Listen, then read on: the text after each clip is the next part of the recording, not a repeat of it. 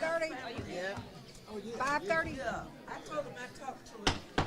We'll call this meeting to order. Rhonda, will you call the roll? Here. Here. Here. Here. Here. Thank you. The student invocation. It's going to be Aaliyah Williams. We have Aaliyah Williams here. She forgot her name too. I understand.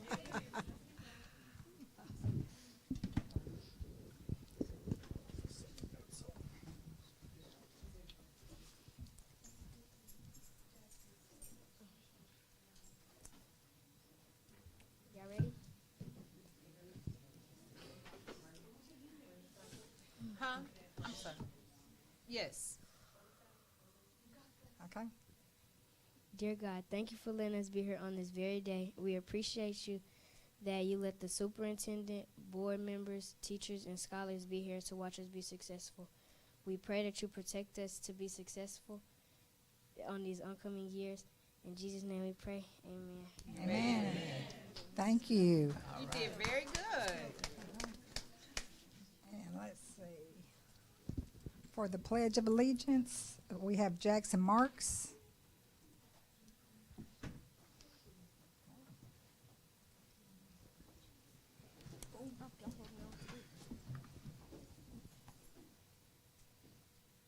I pledge allegiance to the flag of the United States of America and to the republic for which it stands, one nation, under God, indivisible, with liberty and justice for all.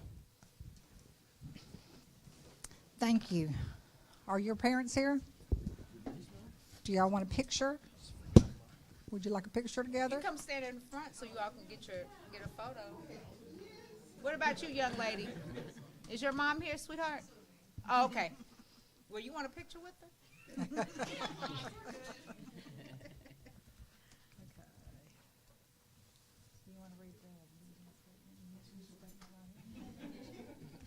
Oh, yeah, okay. Mission. Okay, mission.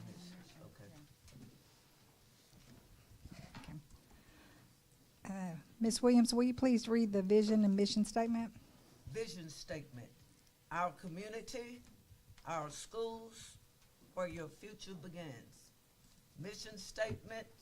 The North Rock School District will prepare all students for their future by offering a well-rounded, rigorous, relevant, and innovative education that allows each child to achieve their full potential in life, supporting the learning environment to be future ready.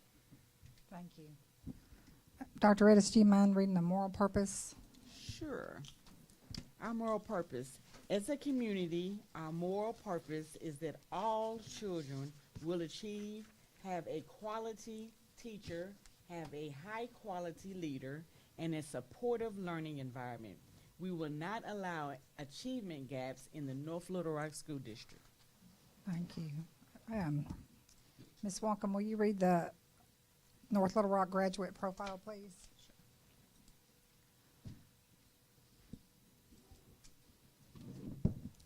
The North Rock School District graduate profile is communication, critical thinking, collaboration, creativity and innovation, work-life balance, information, media and technology, problem solving, research, personal finance, culture and global awareness, career development, perseverance, civic and personal responsibility, leadership, ethics, and environmental literacy of outdoor education. Thank you. And Ms. Person-West, can you do the organizational core values? Organizational core values: integrity, honesty, fairness, accountability, promise to students, diversity and inclusion, continuous learning, teamwork, service, hospitality, and innovation. And then, Mr. Steele, do you mind reading the 5-year strategic plan on the bottom?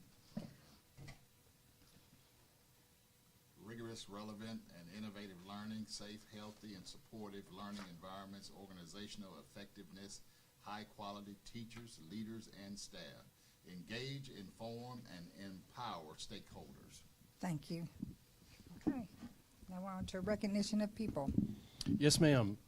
Members of our Board of Education and our public, which is one of the favorite things that we get to do on our regular meetings. So I do want to call the proud principal of Meadow Park Elementary School, Miss McKinley, for our student presentation. Welcome, Miss McKinley, and your scholars. Now, you're usually hyped. It's the end of the day.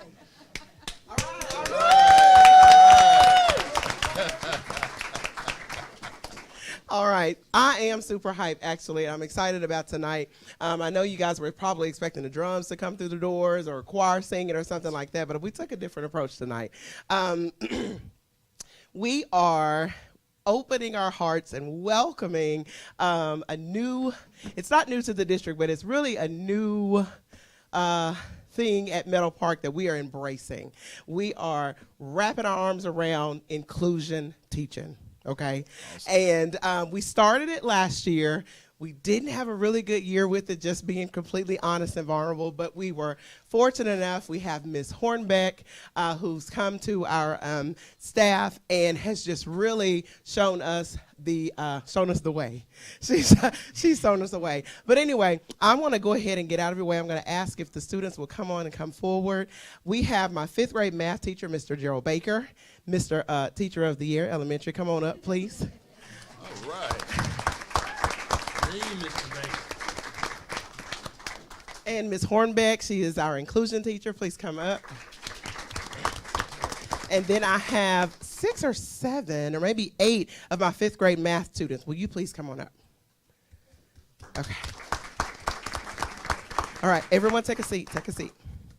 All right, so what I wanted to do, I was trying to think of something different, and I walked into their classroom, and this is the epitome of co-teaching. And I wanted you all to see just an example of what's going on in the classroom in terms of true co-teaching and true inclusion. When we introduced even Hornbeck to our scholars, we didn't introduce her necessarily as the special ed teacher. We just introduced her as a teacher. Even that night at what was that, open house night, we just introduced her as a teacher. And so she came in and she really kind of rocked our worlds, to be honest, because we had to redo our master schedule, we had to redo our thinking, we had to redo a lot of things.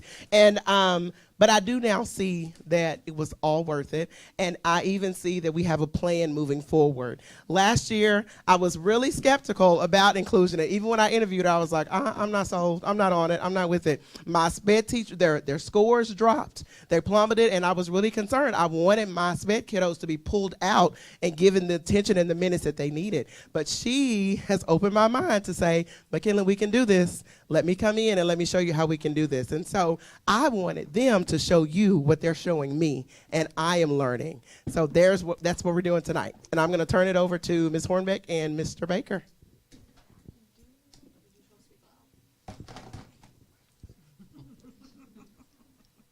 Testing, testing, testing.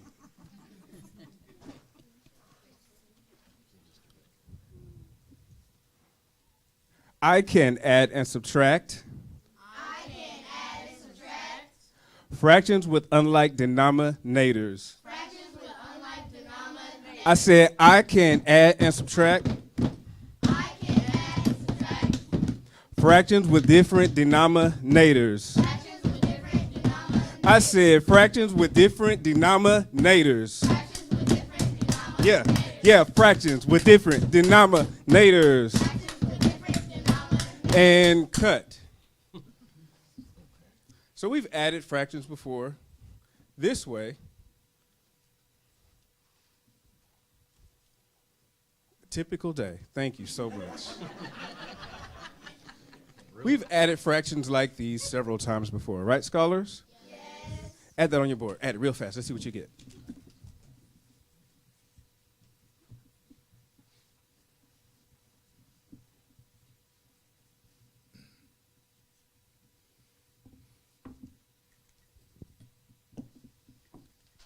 Show when you're ready. All right, blurt out the answer. 3/3 equals 1 whole. Very good. So let's see how things change when we add fractions with different denominators. Today we're going to add 1/2 plus 2/3. So I want you scholars to think, how does that look a little bit different? Let's have a look at our picture of 1/2, and we're adding 2/3 to it.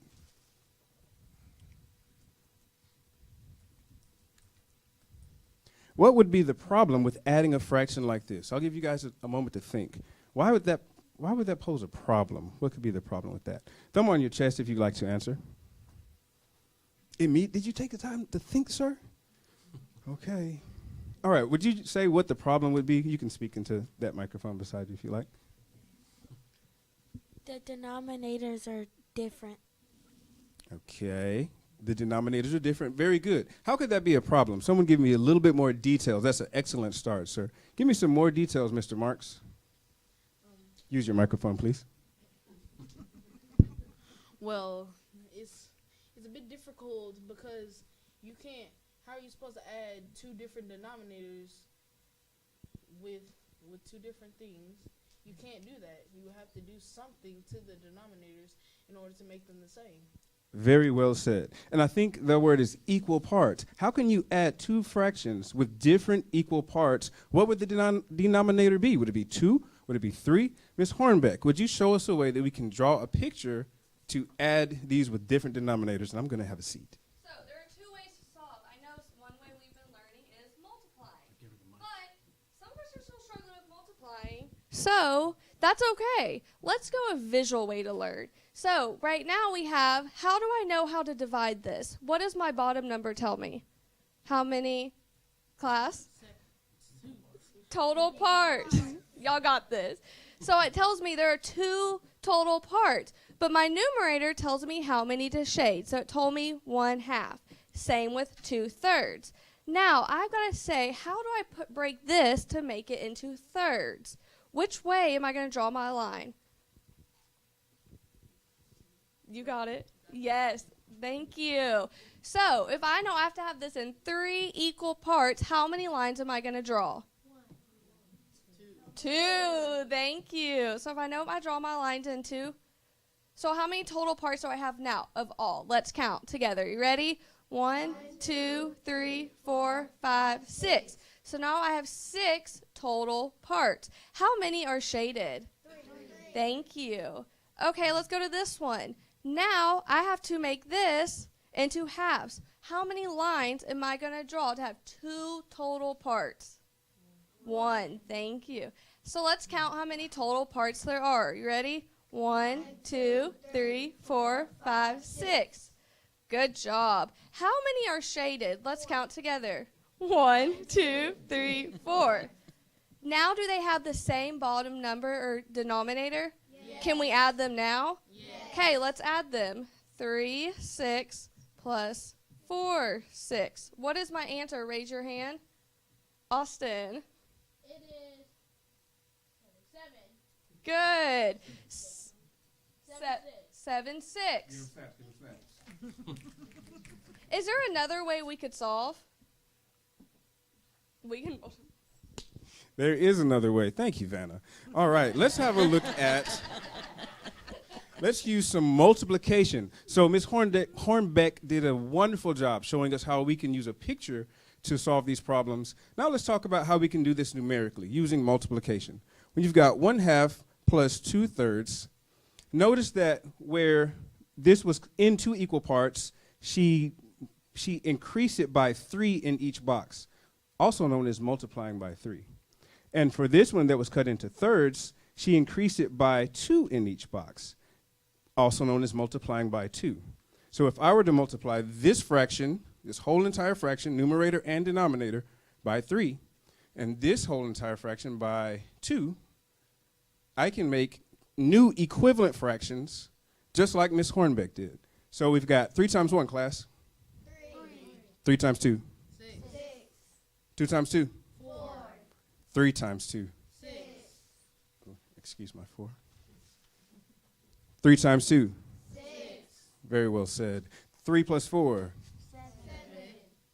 6. I'm sorry, let me rephrase the question. 3/6 plus 4/6. 7/6. You have to ask the right question to get the right answer. All right, and what is our next step after it's in 7/6? Help me deal with this. Let's hear from Jackson once again. You have to turn it into a mixed number. Use your microphone, please. You have to turn it into a mixed number. Okay, walk me through that, please, sir. So you have to look at the number. So you have to look at the So you have to look at the number. And what I like to do is subtract 6 from that 7. So that would give me 1 whole. Where did you get the 6 from? Where are you subtracting 6? The 7.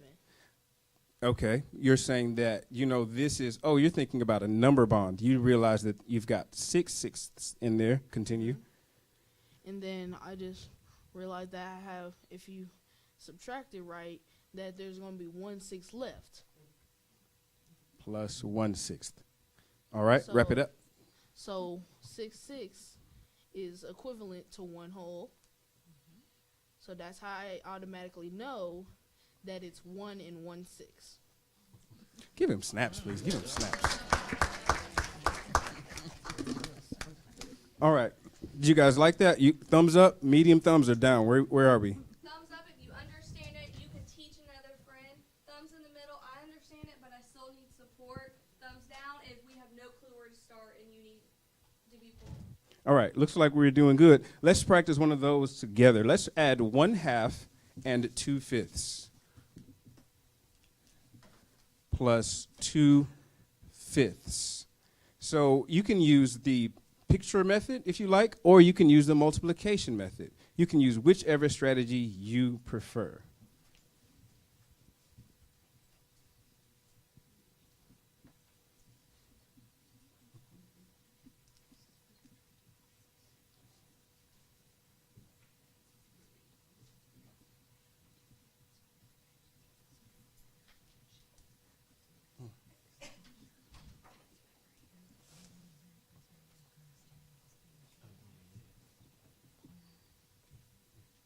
There we go.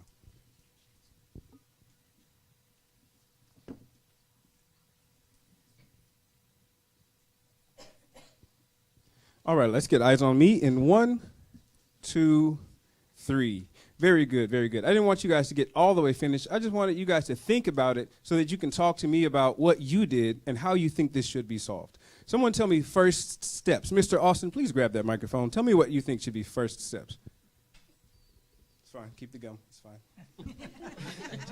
It's fine. Just say it. Leave it in there. Yeah, there you go. So first you add 5 times 1, which equals 1. Okay. Hey, I think you're looking at the numerator there, sir. So are you you're using the multiplication strategy, right? Yes. So you want to multiply them by each side. Yes. So what are the denominators we'll be using to multiply? 5 times 2. Gotcha. Keep going. How about this other side, sir? Okay. And the other side is 5 times. Times 5. Very well said. Times 5 times 5. Give him snaps. Give him snaps. All right. Did someone draw me a nice picture? Would someone like to come up and draw me a nice picture of what they did? Thank you for volunteering. Give her snaps. Give her snaps. And here's a microphone. This class is fun.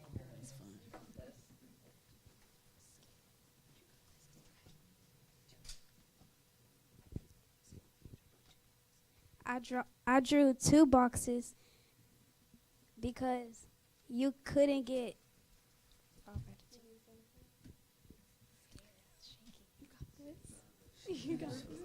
You got this. We did it together. So we drew 2 boxes, and we represented one to be 1/2, and the other to be 2/5. What did we do next? We drew 2 boxes, and we. Okay, you draw. So we drew 1 box. we drew one box and then we drew another. Wait. So we gon' one because it's representing one half. One half, and then we gonna draw 5 boxes, 5 lines.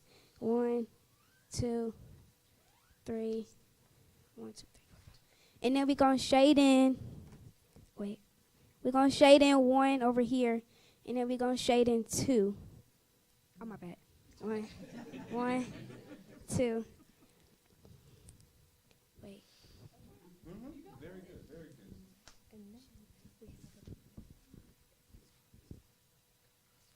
And then we had to put 5 in the box going like this. 1, 2, 3, 4, 5. And then on this one, we had to put in 1. So then we gonna count the total number of boxes and how many are shaded. So 1, 2, 3, 4. 4, and then 1, 2, 3, 4, 5, 6, 7, 8, 9, 10, plus 1, 2, 3, 4, 5 tenths.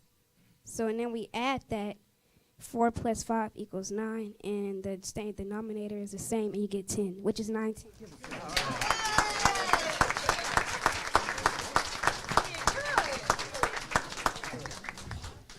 All right, excellence, excellence. Before we get out of here, I want someone to tell me, why are we doing all this? Why are we drawing these pictures? Why are we multiplying denominators by the other side? Can someone that I've not heard from yet give us an explanation of why we don't just add them the way that they are? Would anyone like to? Show of hands. I'm not going to pressure anybody or stand right beside anybody. There you go. The reason we're doing this is because the reason we're doing this is so we could get the denominators the same, so we could add the fraction. I can add and subtract fractions with unlike denominators. Guess what? Now you can add and subtract fractions with different denominators. Where's my snare drum? Where's my snare drum? Fractions with different denominators. And cut.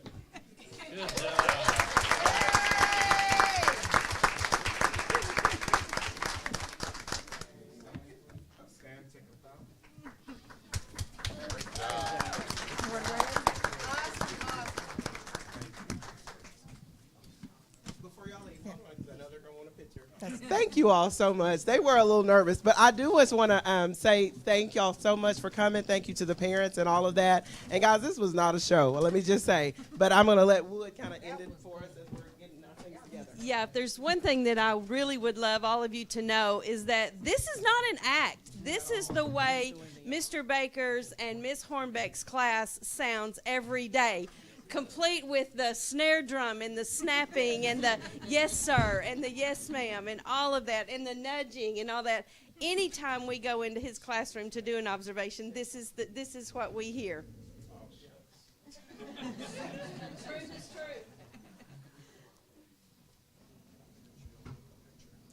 Yeah. Okay, gotcha. Okay, I didn't know that's why.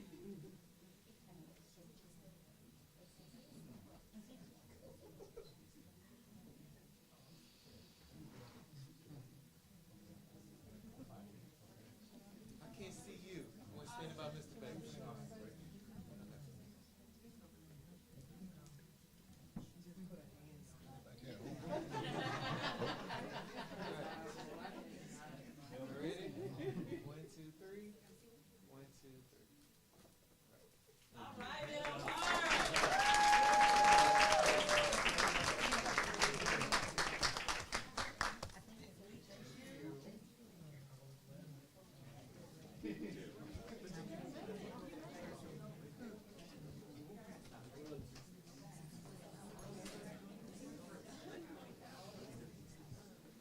don't worry about it. We got pictures of it, don't worry about it. It's all good.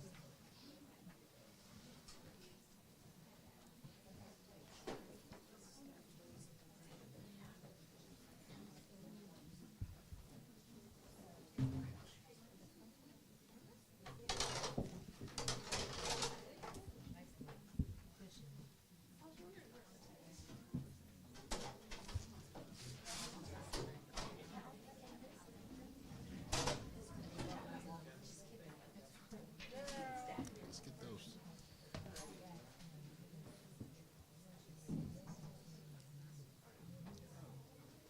All right, so, are y'all ready for special recognition? Okay.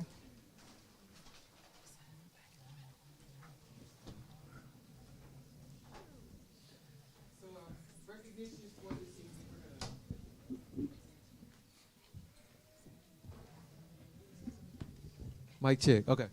So our first recognition this evening is the North Little Rock tennis team.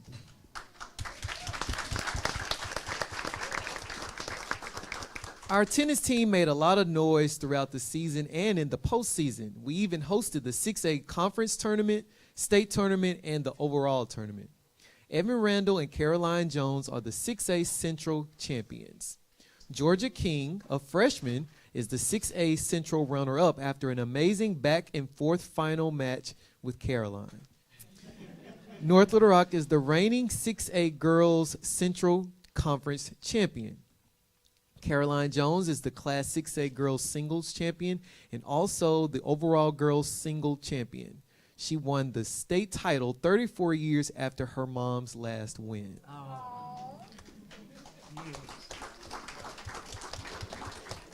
The future of tennis in North Little Rock is bright as we're losing only two seniors, Jordan Anderson and Evan Randall. Would the tennis team please come forward? And the coaches.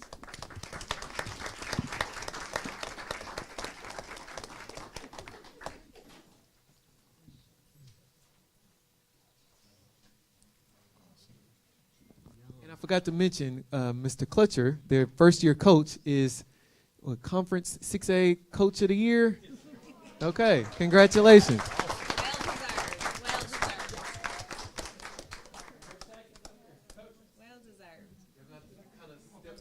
of y'all can come back, the taller ones can kind of get back on the back. Come on, Jordan, step up. There you go.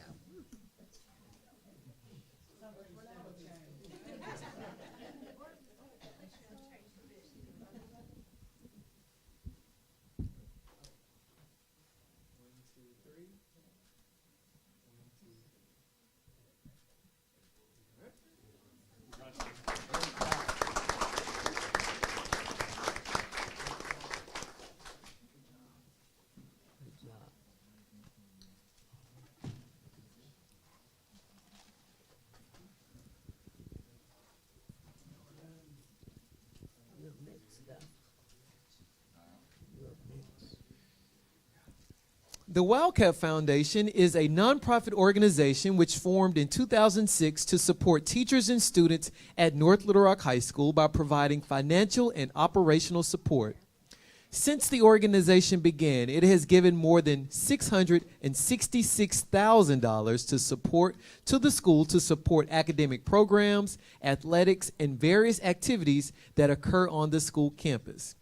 Some of the programs and initiatives the organization has supported include the following: annually paying delegate fees for students attending Arkansas Boys State and Arkansas Girls State, dance costumes for the dance program, a color printer for the COE engineering pathway, iPads for advanced students in the arts department, the inflatable tunnel at Charging Wildcat Stadium, Spirit Truck gas and maintenance, music, tuner, and accompanist for the choir, calligraphy materials for the Chinese class, cameras and lenses for the journalism class, and materials for the drama department. The list goes on and on. In fact, their donation log shows that they have given to 307 various projects on the high school campus. The board is made up of NLRHS alumni, retired educators, and supporters who, simply put, love North Little Rock High School and this school district. They hold a host of various fundraisers throughout the year to benefit our high school students and staff. Please join us in saluting the Wildcat Foundation.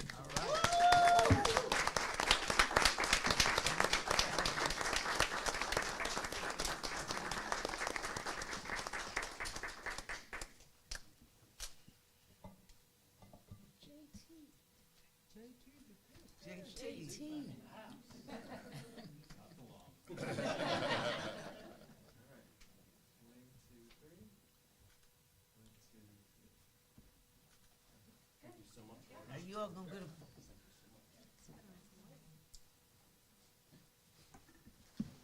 That was nice. Coach Taggart didn't even come down. She went with tennis kids.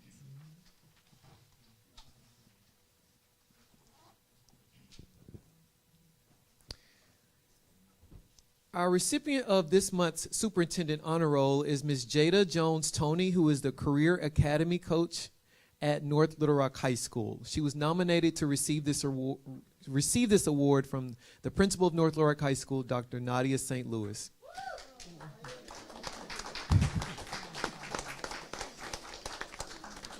So Dr. St. Louis wrote the following narrative. She says, implementing career academies has had its successes and challenges. Many of the successes have been due to the work of Mrs. Jada Toney, the North Little Rock High School Academy coach. Mrs. Toney has been such an incredible asset to the NLRHS family. She started last school year and has been a rock star ever since. All in all, Mrs. Toney is fierce. She is student-focused. She ensures that all our students get the experiences that they need through their academy and pathways. She also works to support our student leaders and ambassadors. Students are always at the center of her work and decisions. She is respectful, kind-hearted, and a genuine person. She does many thoughtful things for our students and staff and finds meaningful ways to put a smile on our faces every day. She is effective. She's done a fantastic job working alongside me in the academies and providing enriching opportunities for our students. She works with various student organizations, support teachers and administrators, and liaises between the school and business community. As the business building principal, I want to express my gratitude and appreciation for Mrs. Toney. She is a rock star, and I am glad she is a part of our NLRSD family.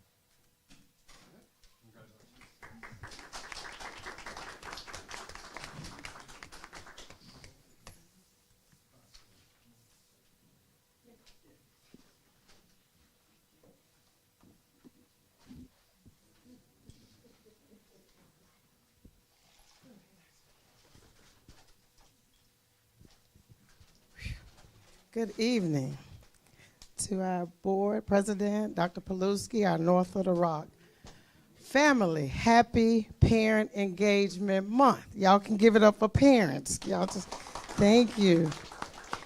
Our recipient has worked tirelessly to foster a strong connection between the school and families. She's organized a variety of events to engage parents, including student and administration presentation, all while serving dinners designed to bring the community together.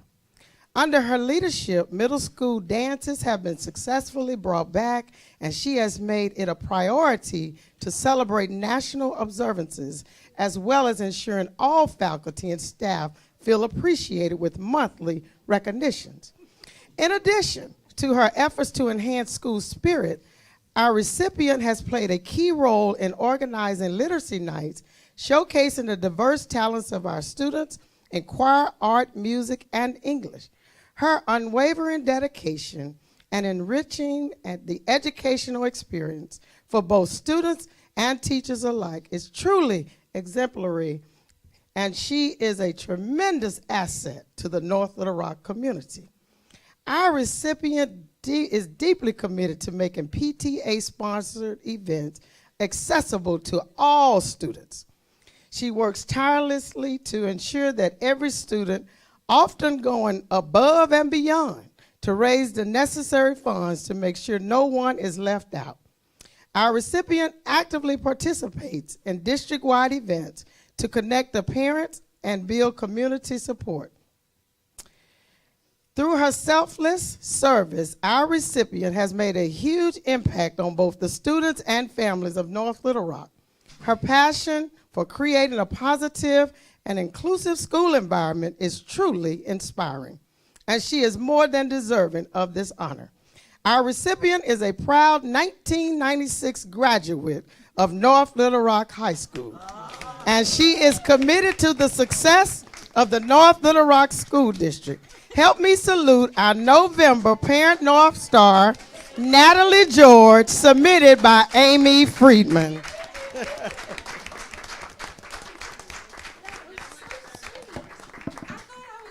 I know.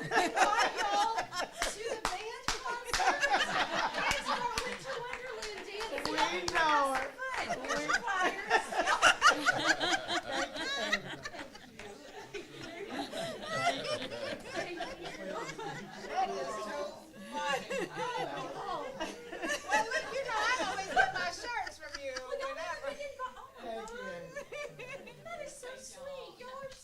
I love it when that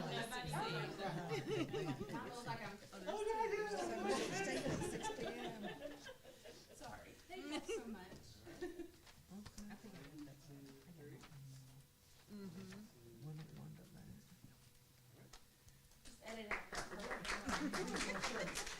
Y'all never get invited to stuff like officially, so I was bringing you. Well, I appreciate that. That's good. I might come and Thank you so much. All right. When you look good, you feel good, and when you feel good, you act good. One of our long-lasting school partners and a staple in the North Little Rock community makes it their business to ensure that when our students at 7th Street Elementary need a little motivation and encouragement, they provide mentoring from the chair. Our students are welcomed with open arms and passionate hearts. Our great rising recipient for the month of November is New Tyler Barber College under direction of Ricky Bryant. No one is here to receive it, but I will go to the school tomorrow to get the photos so that it is definitely posted on social media. You gonna take it for? All right. Y'all give it up for New Tyler.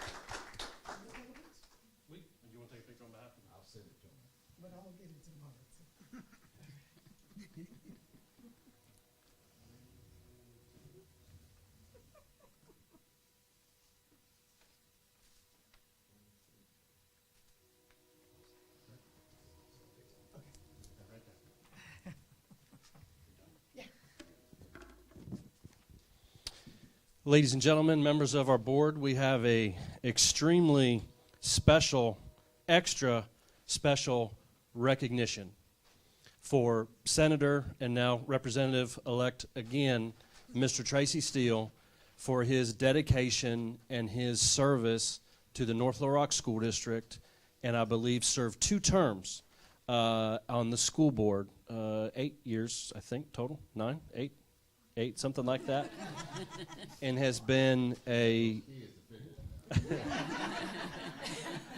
guiding light for this school district. And Mr. Steele, on behalf of our entire board, we want to thank you for your service and your dedication. You're just continuing your service across the river, and I know you'll represent us well, and it's great to know that we have a friend at the Capitol that's going to be supporting us and supporting our work and we look forward to continue to working with you together. On behalf of the Board of Education, we'd like to recognize you, Mr. Steele. Would you like to say anything? Thank you. Well, thank you so much.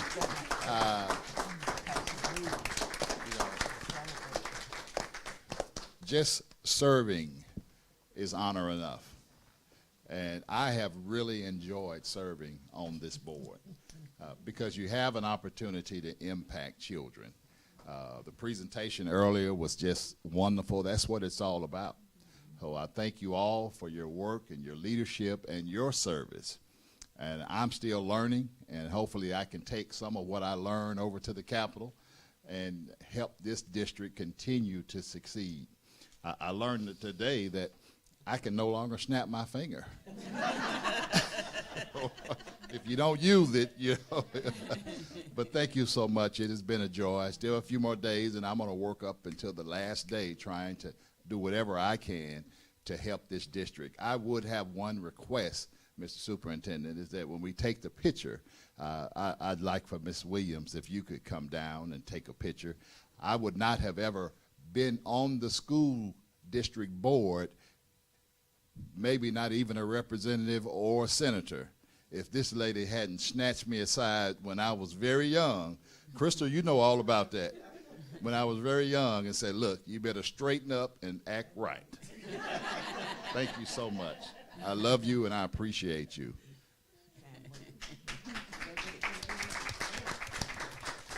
And introduce us getting a stipend, since we are the only unpaid in the state.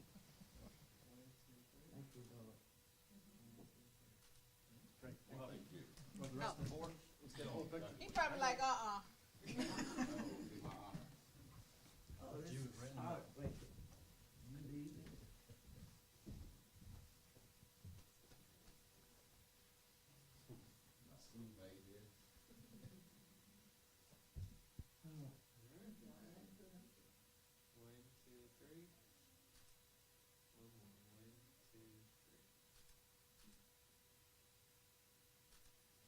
Thank you. Thank you so much. I do also want to take this opportunity just to announce that Mr. Henry Taylor will be succeeding Mr. Steele, and we will have his swearing in ceremony at our next school board meeting from 4:30 to 5. We will have a reception. We received the official results, the notification of the election today, and we will certify him on the next official board meeting. So please join us for welcoming him and his family. That'll be from 4:30 to 5:30 at our next our next board workshop. December. Okay. Fourth. The first Thursday? First Thursday. Yes. First Thursday. First Thursday? Very nice. December 5th.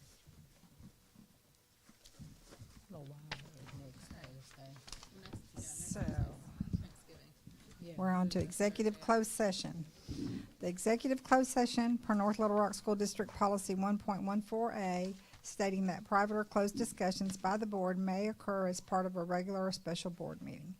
Executive sessions may be held only for the purpose of considering employment, appointment, promotion, demotion, discipline, resignation of an employee, or to discuss matters of pupil punishment if requested by parent or legal guardian.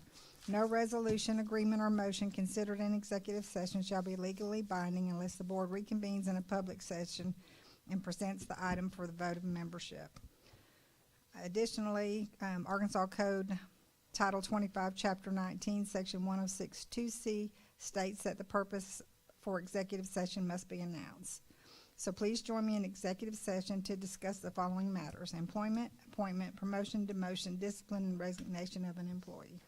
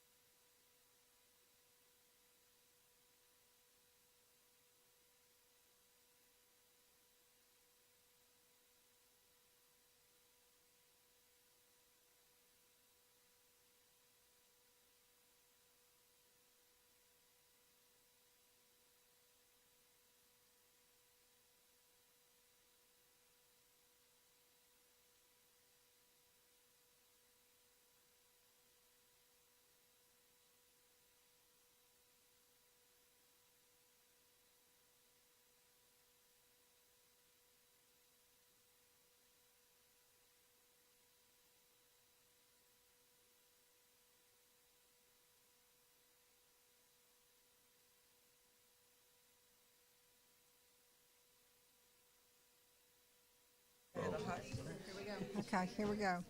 All right. Do we have any public comments tonight? Any public comments? Okay. And let's go on to board member involvement. We'll start with Mr. Steele. Well, a few things. I won't go down the list. I wanted to just, Madam President, just express my appreciation and thanks for all the board's support of the renaming of the 7th Street Elementary to the North Little Rock 6 Academy.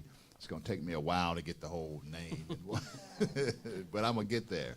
But just everything that everybody did and went through, even though I may have not been at every meeting every time, but I really heard about, even in the late hours, people picking up and just doing whatever need to be done. And I heard Dr. Hooper, she jumped in and helped our very fine principal, Ms. Harrison, over there, and to get the job done. Thank you, Dr. Hooper.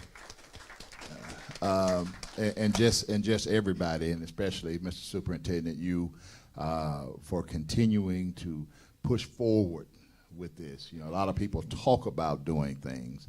It's another thing to provide the type of leadership and to actually do it. I was really heard a lot about the fact that Dr. Williams, that we were mindful enough and conscious enough to really acknowledge Scipio Jones and that school and the wonderful tradition that it has, and I was glad to see that being a part. So I said, job well done. I attended my manners on Pine Bluff Homecoming.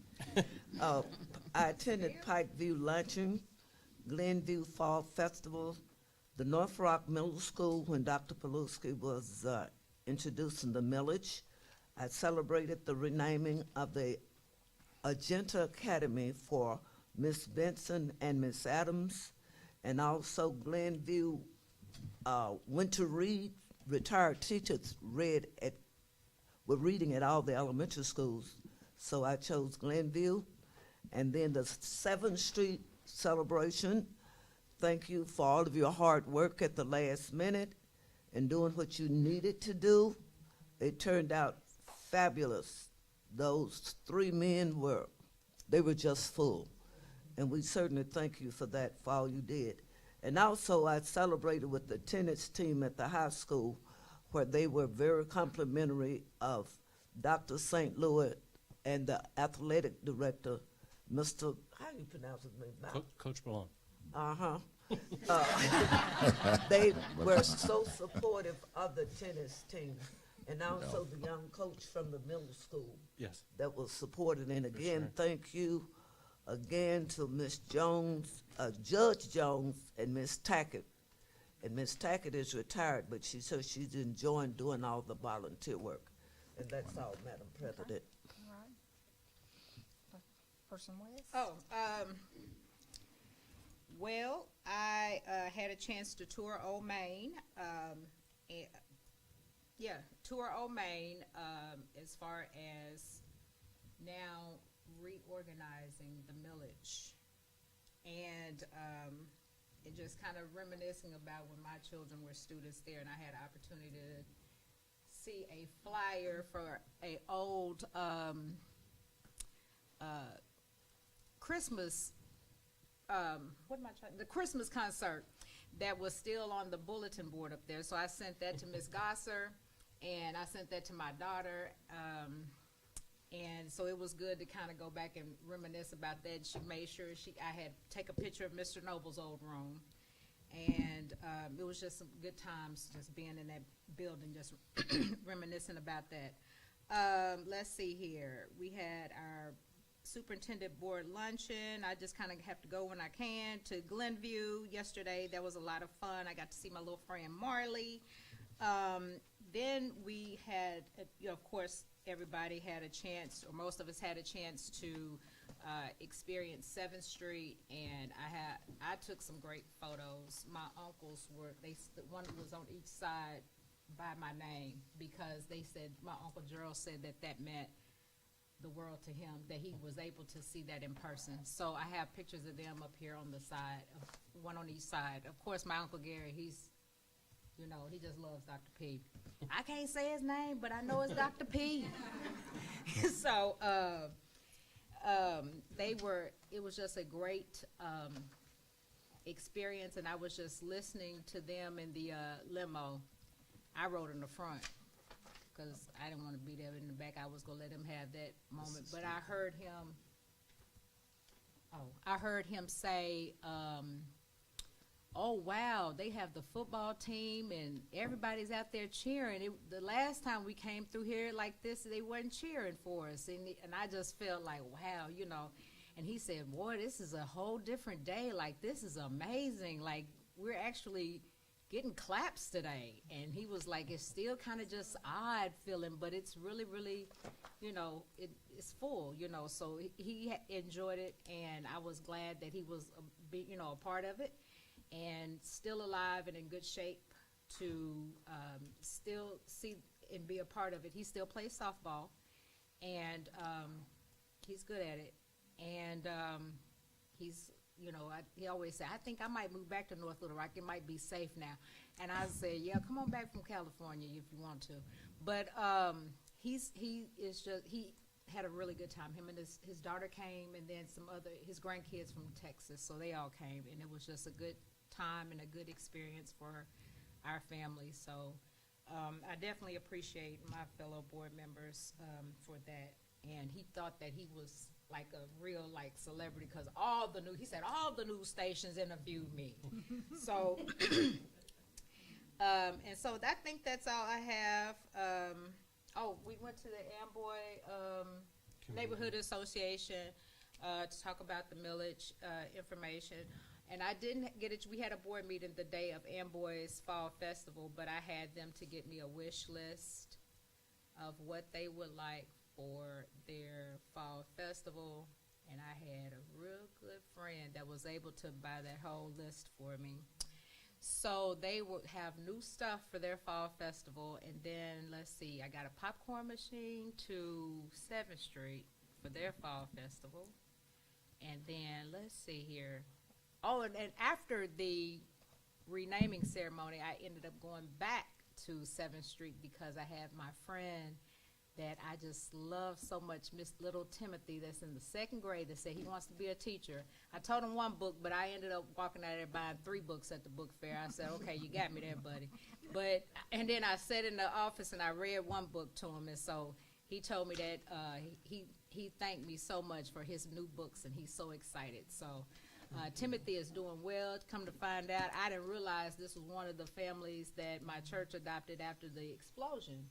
And then so I remember Timothy from there, but yeah, so me and Timothy are still hanging in contact with each other. I don't think I'm going to be able to get rid of Timothy. So that's it. And some football games. Go on. Football games, state band competition, regional marching band competition, Pikeview lunch, Glenview lunch, Old Main open house as well, and then the renaming of the North Little Rock 6. I was there as well. That was a beautiful ceremony. Tuesday night, I was also at the basketball game. That was nice. We're looking good. Alrighty. The luncheon at the high school, shout out to Zoe, Oh, yeah, that's right. Sarah, Ava, Josephine, Annabelle, Zachariah, Naya, and Evan. Then we went to the Glenview luncheon, and we had ambassadors Aiden, Zachariah, Kendallin, Malaya, Alexa, Marley, and Malachi. And then I also attended, of course, the North Little Rock 6 Academy of Agriculture and Veterinary Science. I wrote it down. That's the only reason I remember it. Also, Dr. P and I had the honor, and I always feel honored and humbled when we're asked to present on superintendent and board member relationship. We went to Russellville School District, their board, while they were meeting, they asked us to come present on relationship. That's it. Ms. Temple, is there any- Mr. Steele, is there something you wanted to add? Is there anything you wanted to add, or you want me to add? I can add it to mine. Just go ahead. Yes, sir. I'll be brief. All the way back to October. Had the opportunity, I do serve on the board of the Thea Foundation. I do want to thank Mr. Leopolis for all of the support in the arts that they support our school district. As Ms. Person West mentioned, on October 21st, we attended the Amboy Community Center. Our superintendent's teacher advisory met on October 22nd.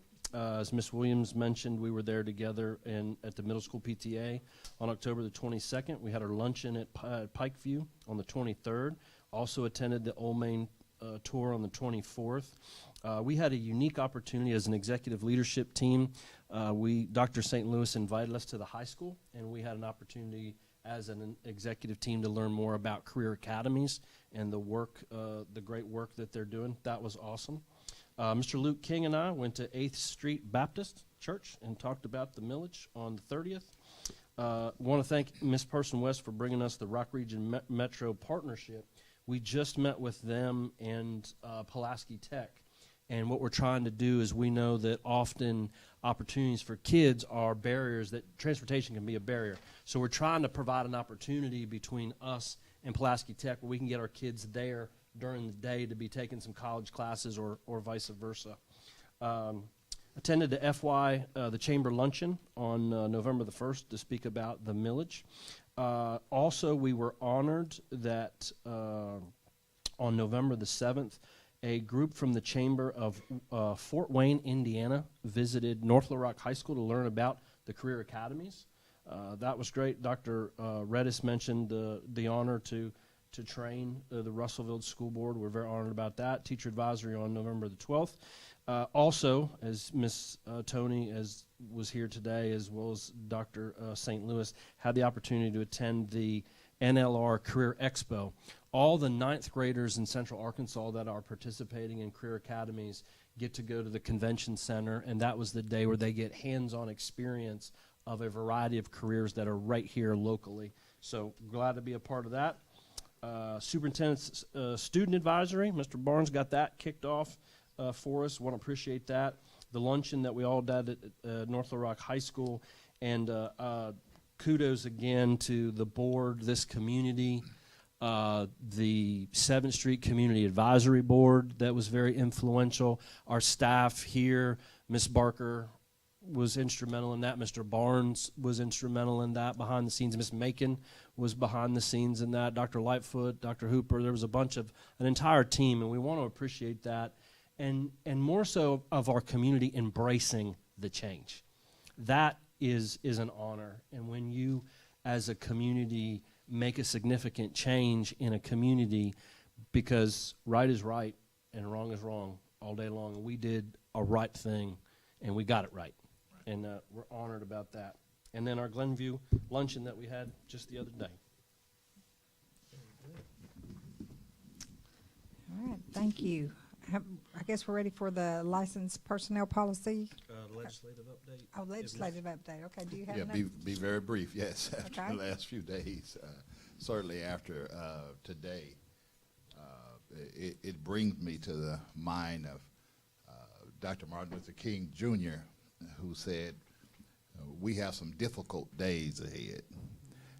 It's going to be extremely difficult for us as a district, and particularly you as a board will have some difficult decisions to make. And what I'm alluding to is the overall budget was presented on today, and just a few hours ago. I'm going to complete my task, and I want to be able to pull out just education. I didn't want to bring the entire budget, pull out just education, so you'll have an opportunity to go over it. But with the exception of special programs, I think you'll be okay. I think everything else will be significantly decreased.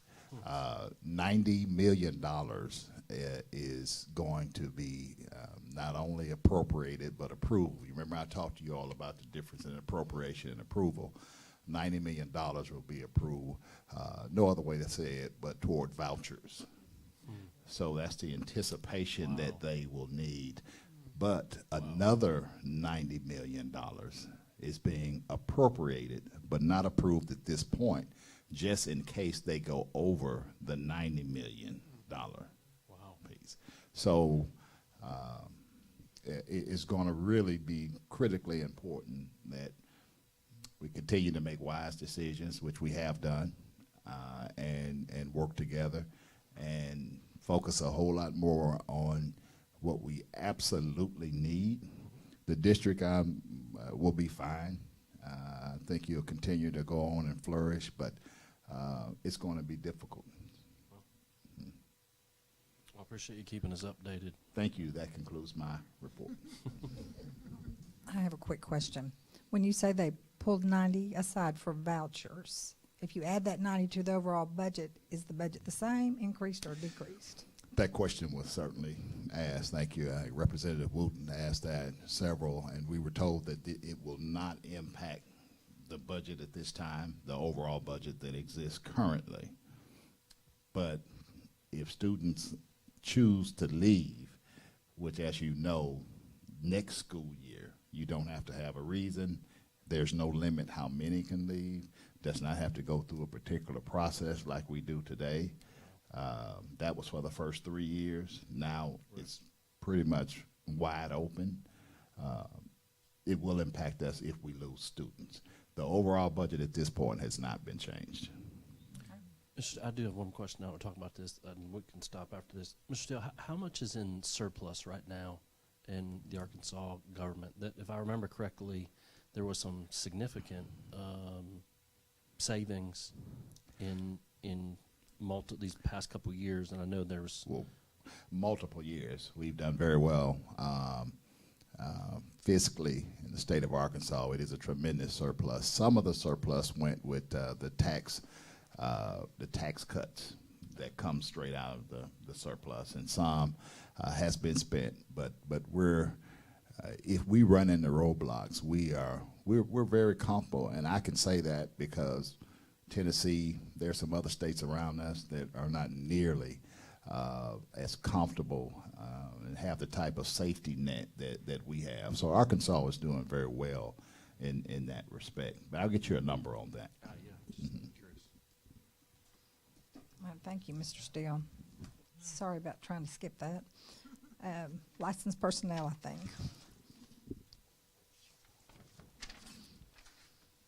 Sarah, I hope you had a snack before you came in. I did. I went to the Olive Garden, had a little dinner.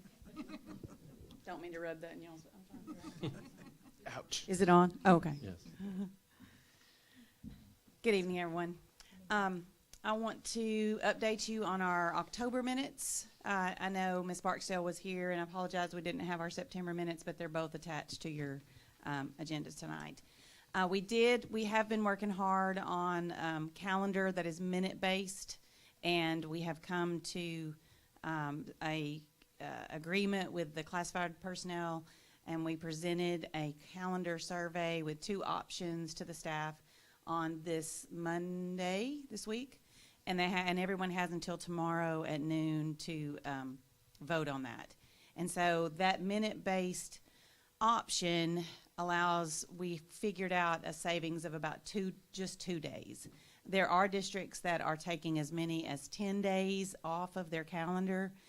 We can't do that because, one, we predict that the state is going to come out early in the session and tell us that D and F schools will not be allowed to use a minute-based calendar.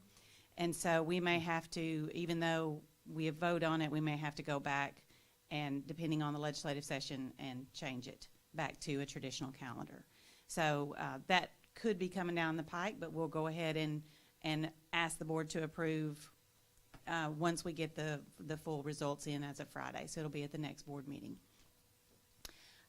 The The other reason why we couldn't take any more days, and I want to try to explain this to everyone because there's been a lot of question as to why are we starting, we'll be starting next year a week earlier than what we've started in the past, and that is because that we're going by minutes. And so because we're taking the early release days, we're using those banked minutes of 100 minutes a week, and we're trying to carve off some days throughout the year so that we can have some time off, because we have a lot of staff that are exhausted in October and we don't have any breaks, and it's nice to have a day off after parent-teacher conferences to be able to give people a little bit of rest, and hopefully that'll help with some of the absences with staff as well. So when we add all the minutes up, we have the exact number of minutes needed for 178 traditional days. But we've been able to shave them off into that extra 2 days. The other reason why we couldn't do any more than that is because nutrition their budget. It comes from federal money, which we need to watch out for because, as we know, nutrition is one of the things that they're threatening with the loss of the Department of Education in January. Foreseeably, they're going to get rid of the child nutrition program, and right now we are completely dependent upon federal dollars to be able to run that. Other districts pay for nutrition staff out of their operational funds, and we don't. We pay for it completely out of federal funds because we've been able to get that money through there. So that was another reason why, because if we don't work, our nutrition people don't get paid. So we didn't want to put any of our classified staff at risk for not getting a paycheck, and because we want to make sure everyone feels valued, and so it's a partnership, and we know that we can't educate kids without our classified staff, so we've been working hand in hand with them about that. So I hope our classified staff have been, I know that they have been told and assured and that we will not be cutting any of their salaries. They won't lose any money for the extra 2 days. So we've been really trying to make sure that that's happening so people don't have a loss of money. The second part that we covered at our October meeting was we asked Mr. Brown to come in and give us an update on the stipends. We did meet on September the 25th with a board workshop, and you guys had asked Mr. Brown to take 2 weeks to turn everything into indexes. That hasn't happened until today. And so here we are 8-9 weeks later. And so he has started working on that at this time, but we still haven't gotten anywhere with the stipends. We have been assured that that will start next year, but as we know, there's no telling what the budget's going to look like for next year. So we would just continue to ask you guys to be mindful that the public has voted not to pass the millage at this time, and we all want to be fiscally responsible, and we would ask that everyone be fiscally responsible with the way that money's being spent right now. We're all cutting back, and we know that positions are going to be cut back, and we are going to be working on a survey to give out to the entire staff about ideas on how to save money for this district. So that's coming soon, and so hopefully we'll have some results that we can give you guys in terms of just categorical ideas on ways that we can reduce some funding that you just don't realize unless you're on the ground and you're working in those situations every day and you see waste happening in front of your eyes. Those are the things we need to know about and ways that we can make changes. We also looked at our licensed personnel policy and kind of tweaked it and firmed it up a little bit to make sure that we did have it in writing that we would have to collect signatures for our membership to the policy, and so we added a few pieces of specifics on how for people to become members of the committee, and that's about it. Any questions? Yes, ma'am. In your September the 8th meeting, Yes, ma'am. when Mr. Brian Brown came to you all, first I want to say, and that's the same time the board met with you all, but when he came to you all, he was telling you about the ESSA funds, which was no longer available. Right.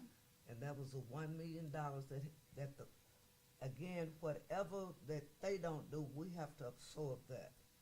And then in the same process, the ESSA funding, over 18 years, we've lost 1,600 students. So that was what? $6 million.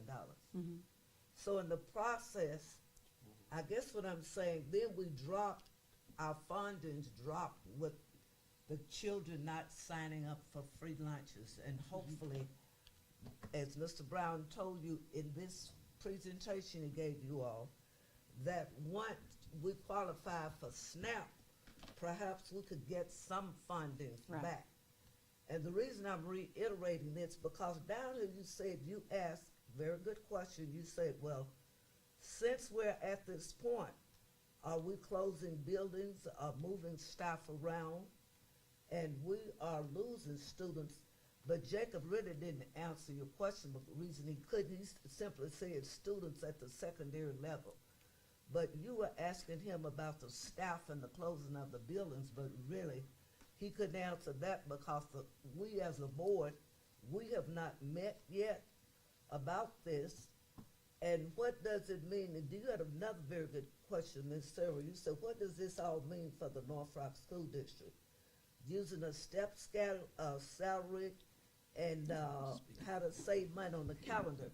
And that was a very critical point, too, about the calendar, because remember, Ms. Daniels, did she report to you all that when you're really looking at the calendar, if you don't feed students on certain number of days, we could lose $24 million. And No, it was $24,000 a day that we don't have students face to face. Counts, I'm sorry about Right. that. So what I'm saying to you, oh, I'm sorry. What I'm saying to you is, I know that in reading Dr. Hooper's report, they're working on the budget for 25, 26. And then what Dr. Pileski is doing, Jacob even said once he got to the Section 4, that when the reorganization, then we could more, basically as a board, we sort of stand still, and not that we don't hear your questions, not that I'm not hearing your questions about the stipends, but until we can really, as a board, we're gonna have to sit down and take some real serious look at what we need to do to support you in the stipends that you want, because Jacob did tell you in that meeting that the athletics department was very concerned about those stipends. And so if people are not getting it. So in lieu of not thinking that we're not doing what we're supposed to do, I'm saying to you, I'm sure when Dr. Paluska has got his staff working and he get the board and we're all working together, and we can have something to present, but we have to look at the ESSA money, we have to look at the cost of losing so many students so that we can stay solid. You understand what I'm saying? And, Yes, and I want you to know, very good, and when the board met with you, I read Ms. Temple's statement, what she had to say also. I thought the last time you said you was gonna meet with us about the stipend, this was a question I'd ask you. Were you going to try to sift through that to try to find out people who were getting stipends and really shouldn't be getting what they're getting? And that was, I don't know, maybe I misunderstood, but you were just trying to get clarification of who should be getting stipend. Would you explain that to me, please? I'm very confused. I think we had another workshop, and I don't think You were not at the workshop that you we missed had. that one, and she did go over. There were some adjustments that were made, and we went over all of that at that point. And then we had progressed to a point of needing, I don't know what you call it. We needed the indexes. An index. Mm-hmm. Oh, And I so, was just asking a question. whether that was a discussion or not, you didn't have to Yes. go into it, because I thought that this was something, you know, where you're covering everything, you know, about stipends to help us. You know what I'm saying? And she did. I think we covered what I'm that in the saying. workshop. Okay. Right. Okay. Yeah. Yes. Very good. Thank you. I'm through. Yeah, we were hoping you were going to be there. I know We what missed I you. missed. We missed you. Death in the family. Yes, I understand. I have Okay. two questions. Does anyone, am I jumping in line? Does anyone else? Okay. Just, you went through, to get new candidates, there's this proposal for them that they have to have so many signatures and all that. It was very specific, and then all of a sudden there's an exception, and I'm like, okay. And there may be a perfectly good reason for an exception, but I'm like, there's all of this detail of why it has to be this way, and then there's an exception, and I'm wondering why you would do that. The reason that came about from the pre-K staff, because some of them said that they didn't have, there were some buildings that didn't have enough staff to be able to get 25 signatures. And so, like, if your building is very small and you just don't have that number of staff, so that's why we decided to lower it, was in those situations. Okay, well, the number 6, considerations may be made for individuals who do not work at a school site and don't qualify. So, I don't know, I was curious as to, I would think anybody in the district should be able to get 10 signatures. It has to be at their school? Yeah, it has to be at their school, Okay, their building, because you have to be, you're representing a building. So you would have to get 10 people from your building okay, all right, to do that. all right. And then my other question is, what is the benefit? I think I heard you say that the benefit of the minute schedule is you can have a little more time off. Is there other benefits? What am I missing? I'm missing something. I think the biggest benefits are that we have more flexibility for how we can design days, and if we need to take certain times off, an hour here or there, that it allows us not to have to constantly ask for a waiver, so that we can just kind of work around times that may be odd in the schedule. And I don't know, Mr. Belusky, you may be able to describe this a little bit better as we've than I looked am. at it, and I think it was their recommendation, they were able to, there were 2 additional professional development days. Because of the number of minutes, we were able to not be able to have kids in school, but have professional development days. And then they've made a recommendation where in the calendar That's right. would be the best time. And I believe one of the recommendations was the calendar that we looked at was some kind of fall break, kind of 2 days back to back, where And it allows us to have a little bit more time together as a staff, because we still have to work our 190 days. Correct. So we would use those extra days that the kids are taking a break for us to do some data dives and to really do some disaggregation of, trying to figure out what our Atlas scores mean and where do we need to go from here and that kind of thing. So it gives us that opportunity to meet, which we have so little time to do. And then my last question is, did you get some feedback from someone that made you think that they wouldn't let DNF schools do this? No, that came out in the paper, Okay. in the All right. Arkansas Democrat Gazette. Okay. There was an article in the paper about 4 weeks ago. Okay. All right. Oh, I just want to say this so you'll understand. I love your passion. I love what you do. The only thing that I'm saying is that right now, when we have to absorb things, and this board's going to have to make some serious decisions about what we're going to do.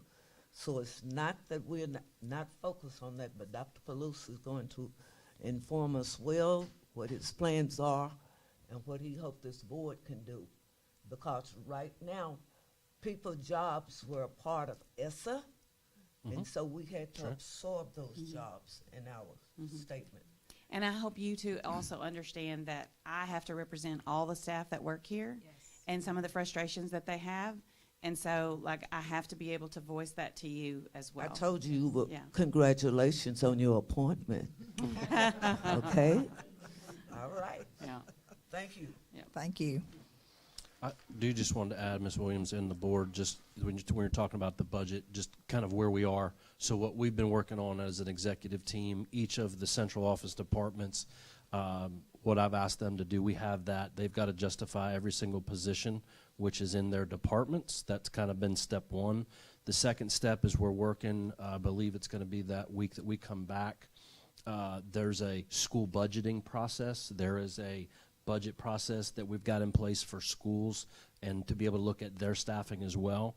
At the same time, Mr. Brown and his staff have a lengthy document that they've been reviewing with me on suggested areas of potential savings in the district. So in the not too distant future, we will be coming and probably need to have a workshop on what some of those options are and what are the benefits and drawbacks of each one of those, because there are going to be some major decisions that we have to make. So that will be coming in the not too distant future. I'd probably say in January we'll start with some workshops as it relates to that. But that's what we've been working on behind the scenes as it relates to the areas that we know of right now.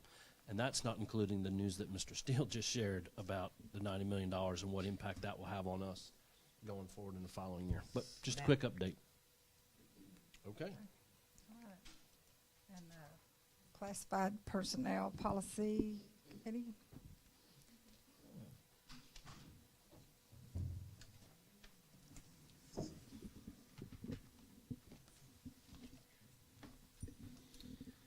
Hey, good evening. Good evening. I am Gwendolyn Jackson, and I'm actually the co-chair CPPC this year. And Ms. Cherry does send her apologies for not being able to attend due to illness. And so I will briefly go over our report for tonight. Our first regularly scheduled CPPC meeting was held on September the 10th. And very basic meeting in which our first action item was the proposal of the CPPC committee election, which was held. And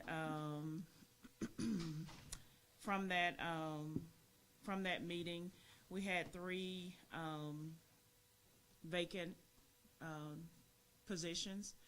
One was the chair, co-chair, and the secretary was still present, but was voted to continue.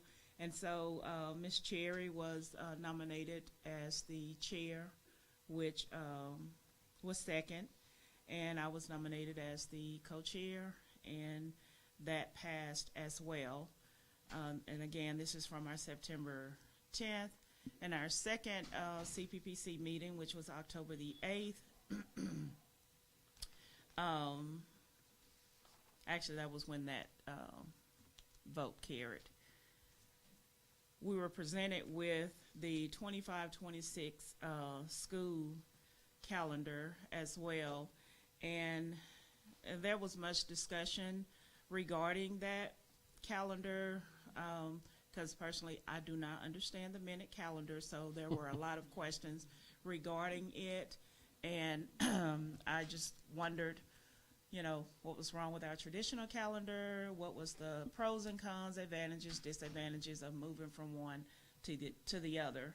And so another concern I had as well was thinking about the classified staff whom I represent. When I heard that there would be less student contact days, to me that equated to less money. And so being told that no, they'll still have the same amount of money for less days, the math didn't work for me there. But I was assured that nobody would lose any money going to the minute calendar, and I just hope that that's the case in the long run. But as a representative of the classified staff, I feel like to be able to communicate to them as well what is being proposed, I need to have an understanding of how all of that come into play with the minute calendar. And so I'm still trying to gain that understanding as well. So we did receive the 2 proposals for the 25-26 calendar, which are currently out to vote, as was stated from the LPPC chair, deadline being tomorrow. And so we'll, see what that results is, after tomorrow. We do have one action item that we would like to bring to the board, and as noted on here, we are proposing a CPPC policy change. And Mr. May I ask a question? yes, sir. Do you want to keep that as part of your overall notes, or do you want, we can shift into the information item that we do have as part of the board to talk about that item? But it's up to you, but it is an item that we've put on there that you could speak just about that one. I will follow the agenda. Thank you, ma'am. Is there anything else you want to add as part of your notes? And if that's the item, then we'll move into our information items, which that is the first item. I've concluded my notes. Okay. The calendar was the only thing that we had Gotcha. really to discuss on our. Yes, ma'am. Okay. Yep, we'll just move right on to information. So, Madam President, members of our Board of Education, the first information item, 16.1, is a modification to the CPPC Policy 8.0, the Personnel Policy Committee. And on behalf of Ms. Cherry, Ms. Jackson, your overview.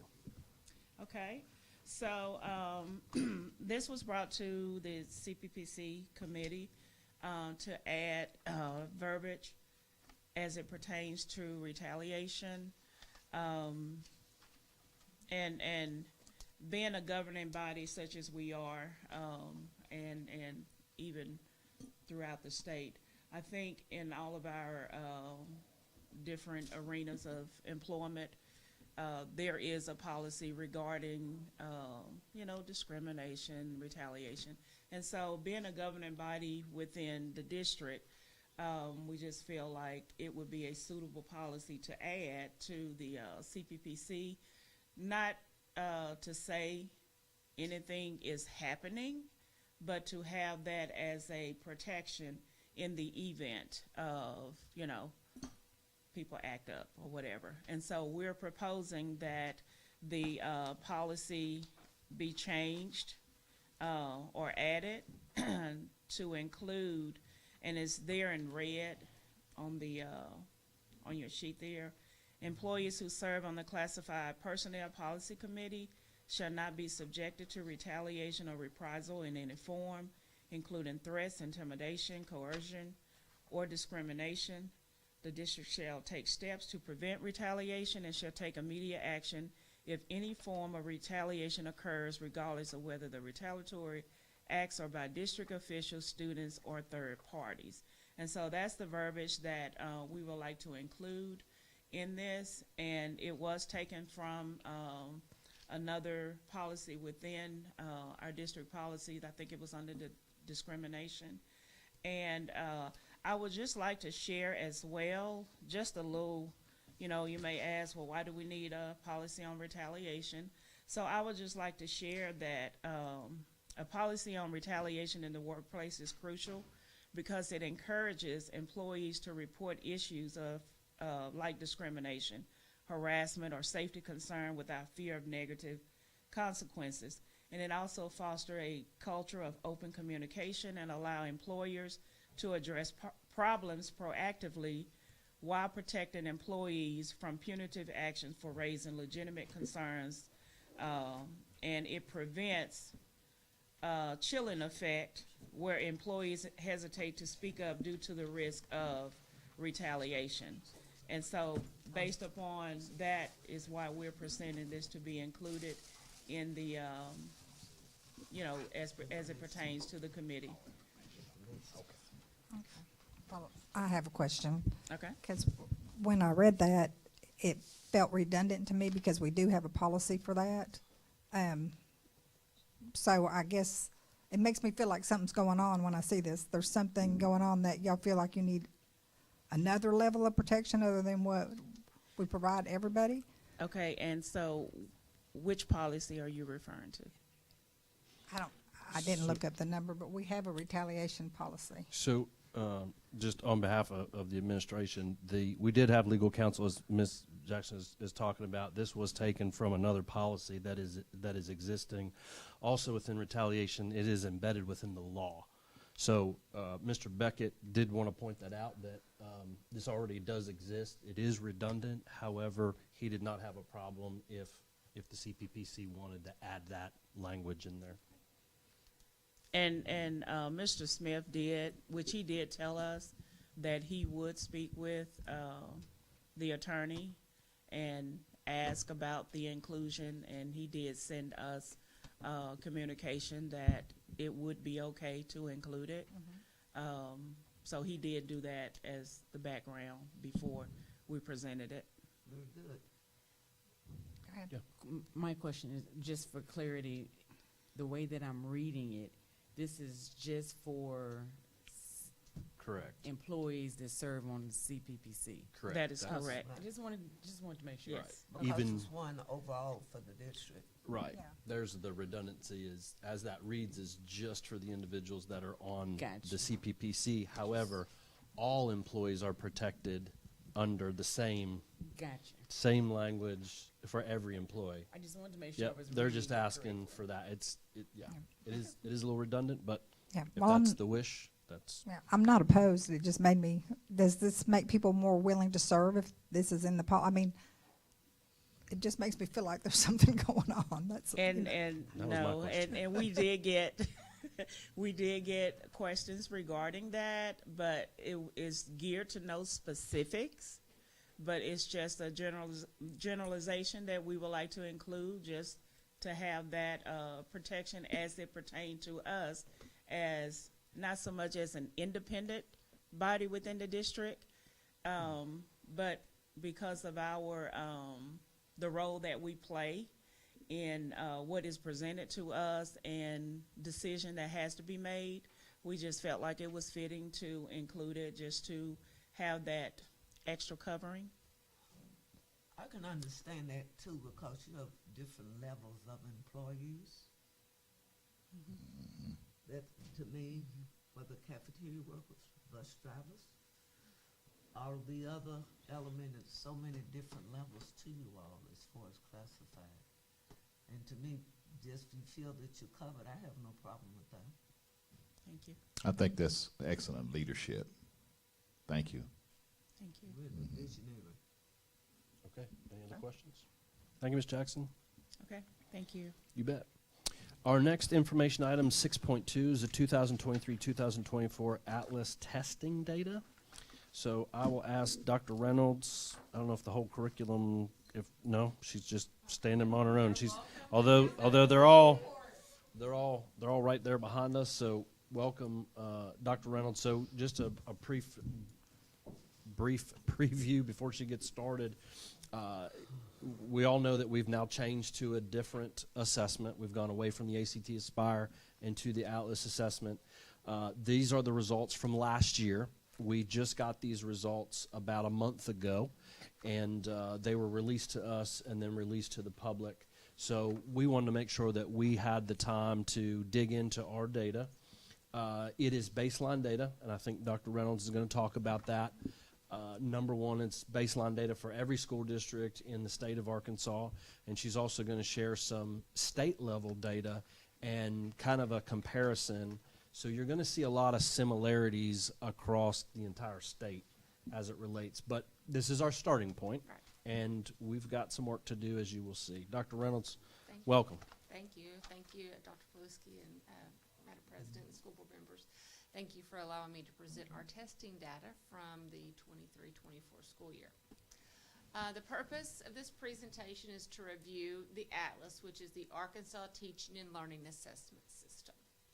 So if you start here, this is from Desi. It talks about the differences in the tests, and so there's similarities, but they are aligned to the ACT College and Career Readiness, is what the Aspire was. The ATLAS is aligned to our state standards, and so that is a difference.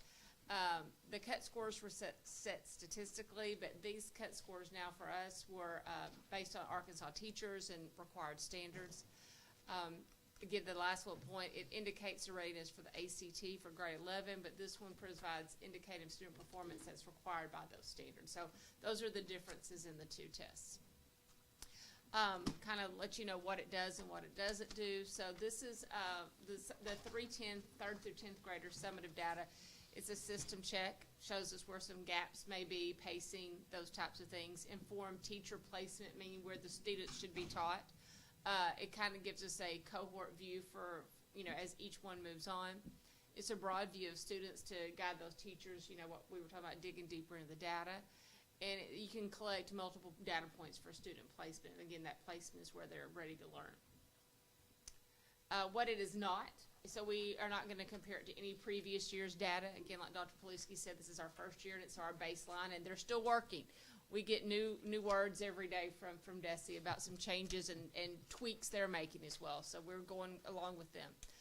It's not to be a sole source of data. Students, different ways to know where they are, especially with our special education or gifted students. We're not going to use this to place students in different things. It's not punitive, so it's not meant to hurt any people. And it's a check for student each way. So there's standard by standard achievement. So that's what it's not supposed to be used for. This is straight from the state as well. So here's our overview. So this is a big picture, kind of let you know where we stand, bar chart. So it makes it easier. There's a level 1, 2, 3, and 4. So it makes it really easy for us to see. So we were tested in science, and as you can see there in the green and the dark green stripes and the blue stripes on that science score, those are what's considered level 3 and 4, and that's what's considered proficient. And we'll see that again in the next slide. And so you can see here for our students that we had, and I'm going to get to my numbers here in just a minute, so that's 23% proficient in the science. Math, a little bit different of a score, 19% proficient district-wide, and then 34. And that ELA also includes that writing component. So it's a combo type situation. Okay, next. So again, this is where we talk about what each level means. Level 4 is our advanced. Level 3 is proficient. Level 2 is basic, and level 1 means they have a limited understanding. And when you click there in those cut scores, you can see the way DESE has set cut scores. Lowest score is basically 1,000, and it goes up from there. Okay, so this is what Dr. Paluski also was talking about. How do we compare to districts that are around us that we have similar type students? So you can see we're highlighted in yellow, and Little Rock School District is just slightly above us in every level, as well as Pulaski County. Jacksonville is a little lower than us in all of the categories. So that just kind of gives you an idea of where everyone falls in across our surrounding areas. And Dr. Reynolds, if I may, sure. Because I know the state averages. Did we put the state averages in here? I do have them. They're going to be with every subject at every grade level in just a moment. Oh, I got you. Yep. That's right. They're on the each. They're on each slide because everything is a little different on each. Yes, one. ma'am. Okay. So let's start with grade 3. So this is all of our third grade students last year per school. So if you notice at the top, the state proficiency is 36%. We're slightly below in a 26% district proficiency for English language arts. And school by school, you can see the number of students we actually tested, the number of students proficient, and the percent of students proficient. Schools that are highlighted in yellow were higher than the state average. And you can just look over those. Again, you'll see and you can see down at the bottom our district totals. I'll move on to grade 4, English language arts. We're closer to the state here. We were 36% for the state. We were at 30%. Again, you can see the schools highlighted in yellow that were higher than the state average. Moving on to grade 5. Again, we have that 10% differential there with the state proficiency in district. This one we only had 2 schools above the state average, so you're seeing a little bit, less of a yellow. But we have, and you know what, I'm just looking here. For some reason, I don't have Ridge Road highlighted, so forgive me, Ridge Road Elementary there. I should, that 28%, yes. That number should be highlighted. So I owe Mr. Howell an apology because I know he'll let me know about that one. Okay? All right. Rightfully so. Yeah. Oh, excuse me. Amboy. Well, Well, no, they have apparently to be I over needed y'all 37%. earlier. I'm so sorry. No. Forgive me. All right. And so we'll move on to the grade 3 math. So the state proficiency was at 38. We were at 30, so just 8% difference there. And again, we have some really high level schools there that really performed well in that 3rd grade math, as you can see, well above the state average. And then we have grade 4 math. Again, we are a little bit lower, so we're 12% lower than the state there, but we have kind of the theme here with those schools that are above that state average. Grade 5 in math, I didn't miss Ridge Road this time, but we are closer in that grade 5 math, that 38% and 30, and then those schools, and again, Ridge Road was above, so we made sure we highlighted that one because they were very happy with that one. All right, so let's move to science. So this is a little bit of a deficit here. We had 16% difference between us and the state, and 2 schools that were just slightly above that state average. Grade 4 in science, 36%. So again, we're kind of hanging out at that 10% difference with the state overall, and again, Crestwood and Lakewood were higher at that point. Grade 5 science, that state proficiency, and we're close there with 9%, and Crestwood really had a very high score up there, getting us at 59%, and Lakewood. Okay. I'm going to go ahead now and say, is there any questions about our elementary scores before I move into secondary? We could probably just keep going and we'll Okay, save any stop it. questions Okay. till the end. So secondary English language arts. So this is the test. State proficiency is 34% for 6th grade, 32% for all other grades. You can see that the only school that was above the state proficiency in secondary was the COE, the Center of Excellence. Looking at secondary math, let me do a little bit of an explanation here, because this is for 6th and 7th grade math and 8th grade math. Keep in mind that algebra score, we do have some of our higher level middle school students taking algebra and geometry. So when you see that highlighted score of 58% and 50% for the middle school, those are our highest performing middle school students. So that's also why on that 8th grade math, when you see only 10% proficient and 14% at 7th grade, you have pulled out our higher performing students, and they're included in that algebra and that geometry. So just wanted to point that one out. Science, again, kind of a different situation. The only high school science class that's tested is biology. So when you see that COE biology at 34%, you might think about this too. Some of our 9th grade students who are higher performing students are taking that biology test rather than just 10th grade students. So that's kind of maybe a difference there as well. So I always like to point out the levels of who's taking what. District support, so the curriculum department will continue providing teachers and leaders with that high quality professional learning using those district adopted HQIMs, continue supporting teachers and leaders how to look over the data to make those informed instructional decisions, keep working in our professional learning communities, going over the data, seeing what's going on, and continue supporting leaders with feedback and those kind of things. I will also say that we are currently giving the interim test through the Atlas platform right now, and that data is going to be forthcoming next month for you all. And that is it, unless y'all have any questions for me. I did, if I can, before they ask any questions, I do have, there's some other state averages I want to make Okay, sure that, and these were given by the State Department. Okay. So these are state averages for ELA 3 through 10. This is state level data. That would be 65.89% of the students in Arkansas are not proficient in ELA in 3 through 10. In math 3 through 8, which includes the algebra and the geometry, that is 67.39% that are in that level 1 and level 2, meaning not beyond grade level. And then in science 3 through 8 in biology is 64.3%. So just to give you some context. Well, and I will say this as well. When we were at a meeting, they mentioned, the cut scores are a little alarming, but they felt like as a state, Arkansas needed to step up. And so that's why those cut scores are based on kind of a national piece too as well. So, yes, ma'am. Okay, very good report. Thank you. This is a question I asked you before the board meeting, Yes, and ma'am. I'll just help you refresh your memory. Because I just want to know what, since you did the data for the K-3, I know you did that report too. Yes, ma'am. But I would like to say, what can we do to help these, like it's about 5 schools, but you know when Ridge Road popped it off and math just popped out overnight. What do we need to do, and how does this affect the coaches that we have? As far as if they're teaching literacy, this also should, if they do literacy, they can read, so that's like science and things.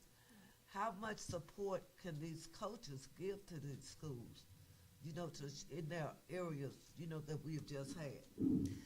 So you're talking about the district level coaches? Uh-huh. Right, well, they've been working with each school's professional learning communities. They go in and meet with them and help them work through those things. I know they go in and work with teachers individually. I know they're always, I've seen out there where I am, meeting with the teachers and working with the classrooms and helping them with their instruction as well, and helping them go over their curriculum. Well, who identifies the child's need in the building?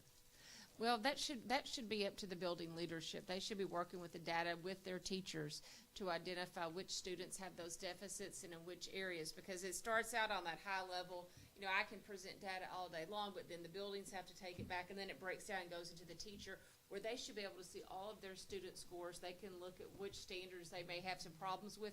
I did that today with some of our teachers, and I said, let's look at this. Here's our focus area right here, because it'll go down to those 3 categories. We were looking at math. And I said, this is the lowest category the student has, so this is where our focus should be at this moment, because that's the largest deficit we have. And I was talking about how to group the students in the like areas to pull that small group instruction. Well, that's what I was saying. I was wondering how they could walk into a building and determine, you know, the needs of students. Right, and that's it. That's just the training. You know, everyone has access. Everyone on our team has access to that data and can be able to break it down just like I did and look and see exactly where those needs are. We've gone over all this together. We've gone over it in our principals meetings. I was just going to say, I've presented a couple different times in principals meeting. I work with all of the assistant principals because they're the building test coordinators. I meet with them and work with them and help them through, you know, working through that piece of data and understanding how to use it and how to look at the platform and go over. So this COBRA that we are doing, you know what COBRA yes, is, ma'am. right? That they're using this to help principals to identify goals that they may need. Oh, is that, I'm correct on that? I'm not involved in the COBRA situation. I'm Dr. happy to talk Pawlowski. about it. Okay. So let's talk about a couple of things. So one of the things that Dr. Reynolds and our instructional leadership team has been focused on, when we got this data last month, we dedicated the entire leadership principal meeting just to understanding the new platform, how to get in it, how to use it. Dr. Reynolds trained all the assistant principals, which are the building testing coordinators. So our plan was, number one, was to go back and make sure that there was a point of contact that knew how to use the platform. Okay. The coordinators know how to use it, all of that. And so now that's kind of been trickling down to, you know, what is the assessment? What is it assessing? And then how do I know where kids are? Test list. Yeah, so right. So the other presentations you've had so far is we've started the year with screeners, which I think is kind of like who determines or who knows where little Greg is. So all of our schools in the first 30 days had to screen students to determine where they were in reading and math and where they need to be diagnostically, where their areas of need are. Then we've gone into interims as we're moving in that direction. And then now we've added testlets, which start to really kind of are a mini check of that child as we kind of go forward in this process. So I think schools are also, I'll connect back to early release Wednesdays. Schools, we were just at Glenview, you know, they're really seeing the value of early release because now they're using that time to be able to plan. Cobra Stat, the collaborative observation backed by the responsibility and the accountability of statistics, which is what Cobra Stat stands for. We what did you say, Ms. Williams? I got it. I read it. Yep. So Cobra Stat is a process that we had put in place. It's also in my goals, if you remember that it's there. That is an accountability mechanism and a collaboration method. Number one, each school that's in state level of school improvement, we have 5 of those. Right. And so this year, Dr. Hooper has met with those principals. We have a whole series. We just had Boone Park today and did a great job. That allows us as district leaders to look at really two major pieces, and that would be the quantitative and the qualitative data. So on the quantitative side, when we're looking at interim assessments, we want to know, here it's in November, how are the kids doing at this moment in time? They've had screeners. Are kids moving or not moving? And then what are we doing about it? The second part of Cobra Stat is the qualitative. How many times are they getting in the classroom? We require our administrators to be in classrooms a minimum of 10 per week. Many of them are exceeding that. And so you can't understand what students are learning if you're not in the classroom learning about what they're learning. That's right. And so that's the other side of Cobra Stat. So our principals have trackers. They're tracking every time they're going in, working with curriculum team, literacy coaches. We have state coaches, and talking about, number one, what their needs are, where are they meeting with success right now, and then it gives us as district level leaders, as we all sit around, to say, okay, this is what the principal needs in their building, or this is part of their next steps. Or we talked about today at Boone Park where they needed some additional support in math.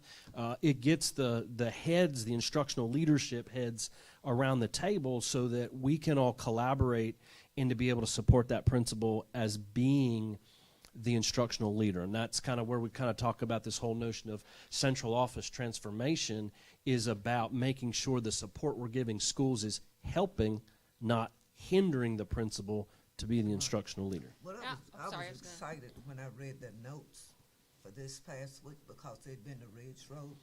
And they were meeting all the schools that Dr.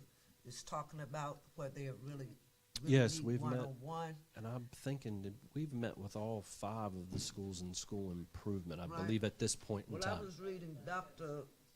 Yes, that's right. We were Dr. Lightfoot and Dr. Hooper. I did read their reports, and and Dr. Nicholson, they had been going into schools, doing this COBRA, so the principals can really, and I felt good about it, knowing that the principals in line. Well, I was just going to. And that also includes Dr. Stoll as a part of that, as well as Dr. White is a part of that, too. That's part of our instructional leadership team. So that includes Dr. Hooper, it includes myself, it includes Dr. Lightfoot, Dr. White, and Dr. Stoll, and Dr. Nickerson. We are the ones that are sitting around that table with those principals. Oh, you would? Oh, that's right. You saw it on my calendar. Dr. Pawlowski, I was going to add, too, at our last principals meeting, we also update our school improvement plans. Yes. Based on. Yes, so that's another thing we did in ILT is our instructional leadership team. If you remember, our strategic plan goals are in Goal 1.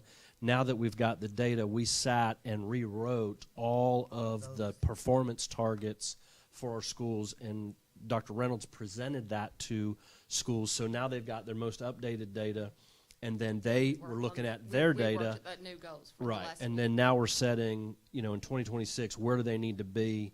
Roughly, generally speaking, if we can get about a 7% gain in every single one of our schools, we should be on the move. And so I will come back and give you Dr. Reynolds and I will, when we get to that. So you'll see the district level targets, because now we really need to be, once we have this, we need to be setting them for 2029. Where do we want to be in the next 5 years at a 7% increment at each one of these areas? That was very good, because Dr.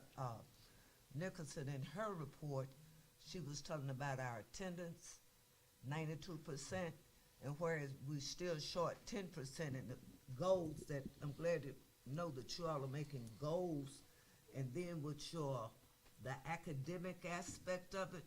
So there were really 3 principles that I was focusing on to help us in this atlas, and since the administrators are doing it, I feel good about it, and they have goals for it and their expectations, and that to me is awesome.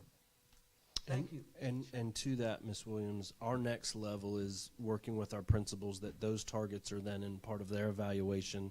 And where we really want to get is then you talk about grade level targets, and then each teacher has an individual target.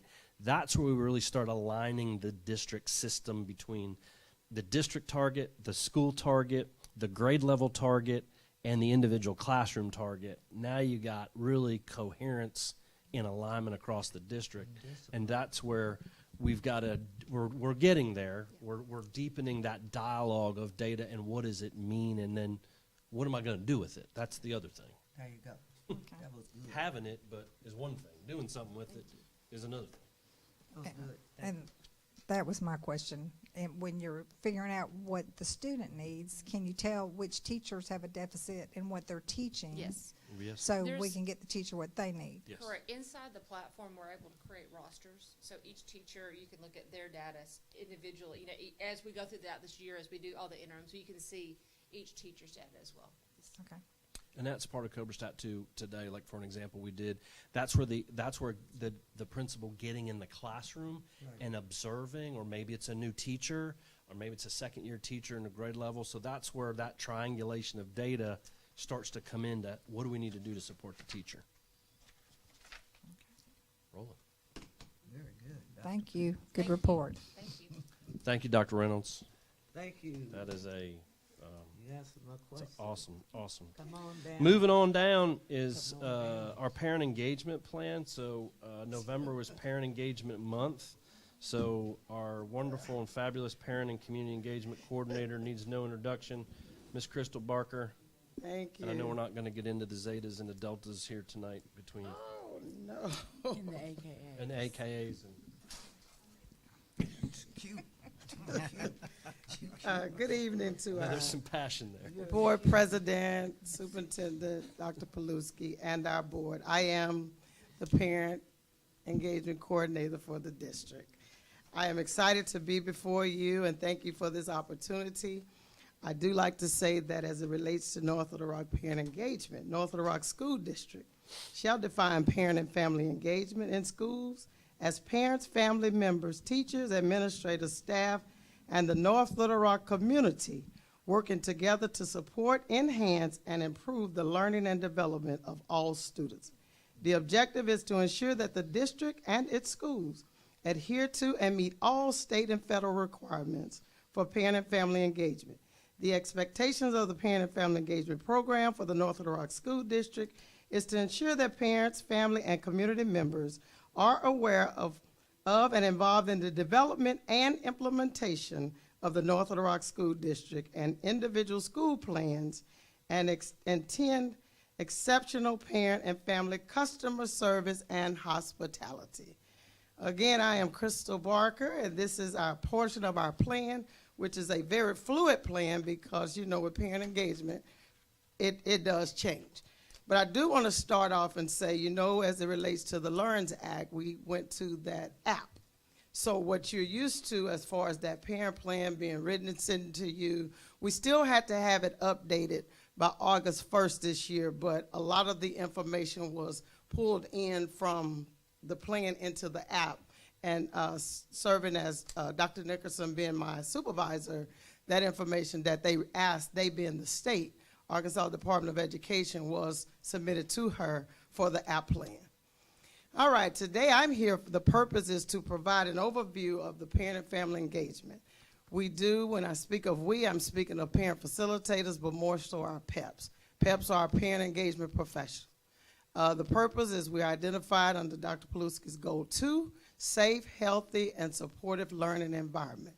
How to increase and measure our impact and support to families. Also to discuss attendance support and supporting school goals, and talk a little bit, if you ask, about volunteers and mentors, as well as our Charging Up program. To provide an overview and update of North Rock's parent engagement, we do support school attendance. I heard that, and I want to commend Dr. Reynolds, and all of our executive director, the elementary and secondary, what the PEPs are doing and what we're doing in our area as it relates to Goal 2 is ensuring that we're pushing and doing everything we can to support school attendance. The overall school goal for the district is 96%. And today when I look, we were right at 91.9, 92% as an overall goal.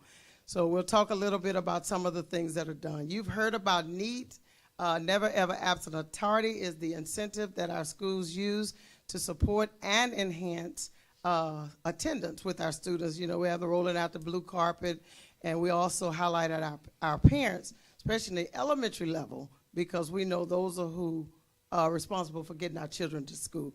Communication. We do speak about communication, and I wanted to reference that as it relates to how we're communicating with parents.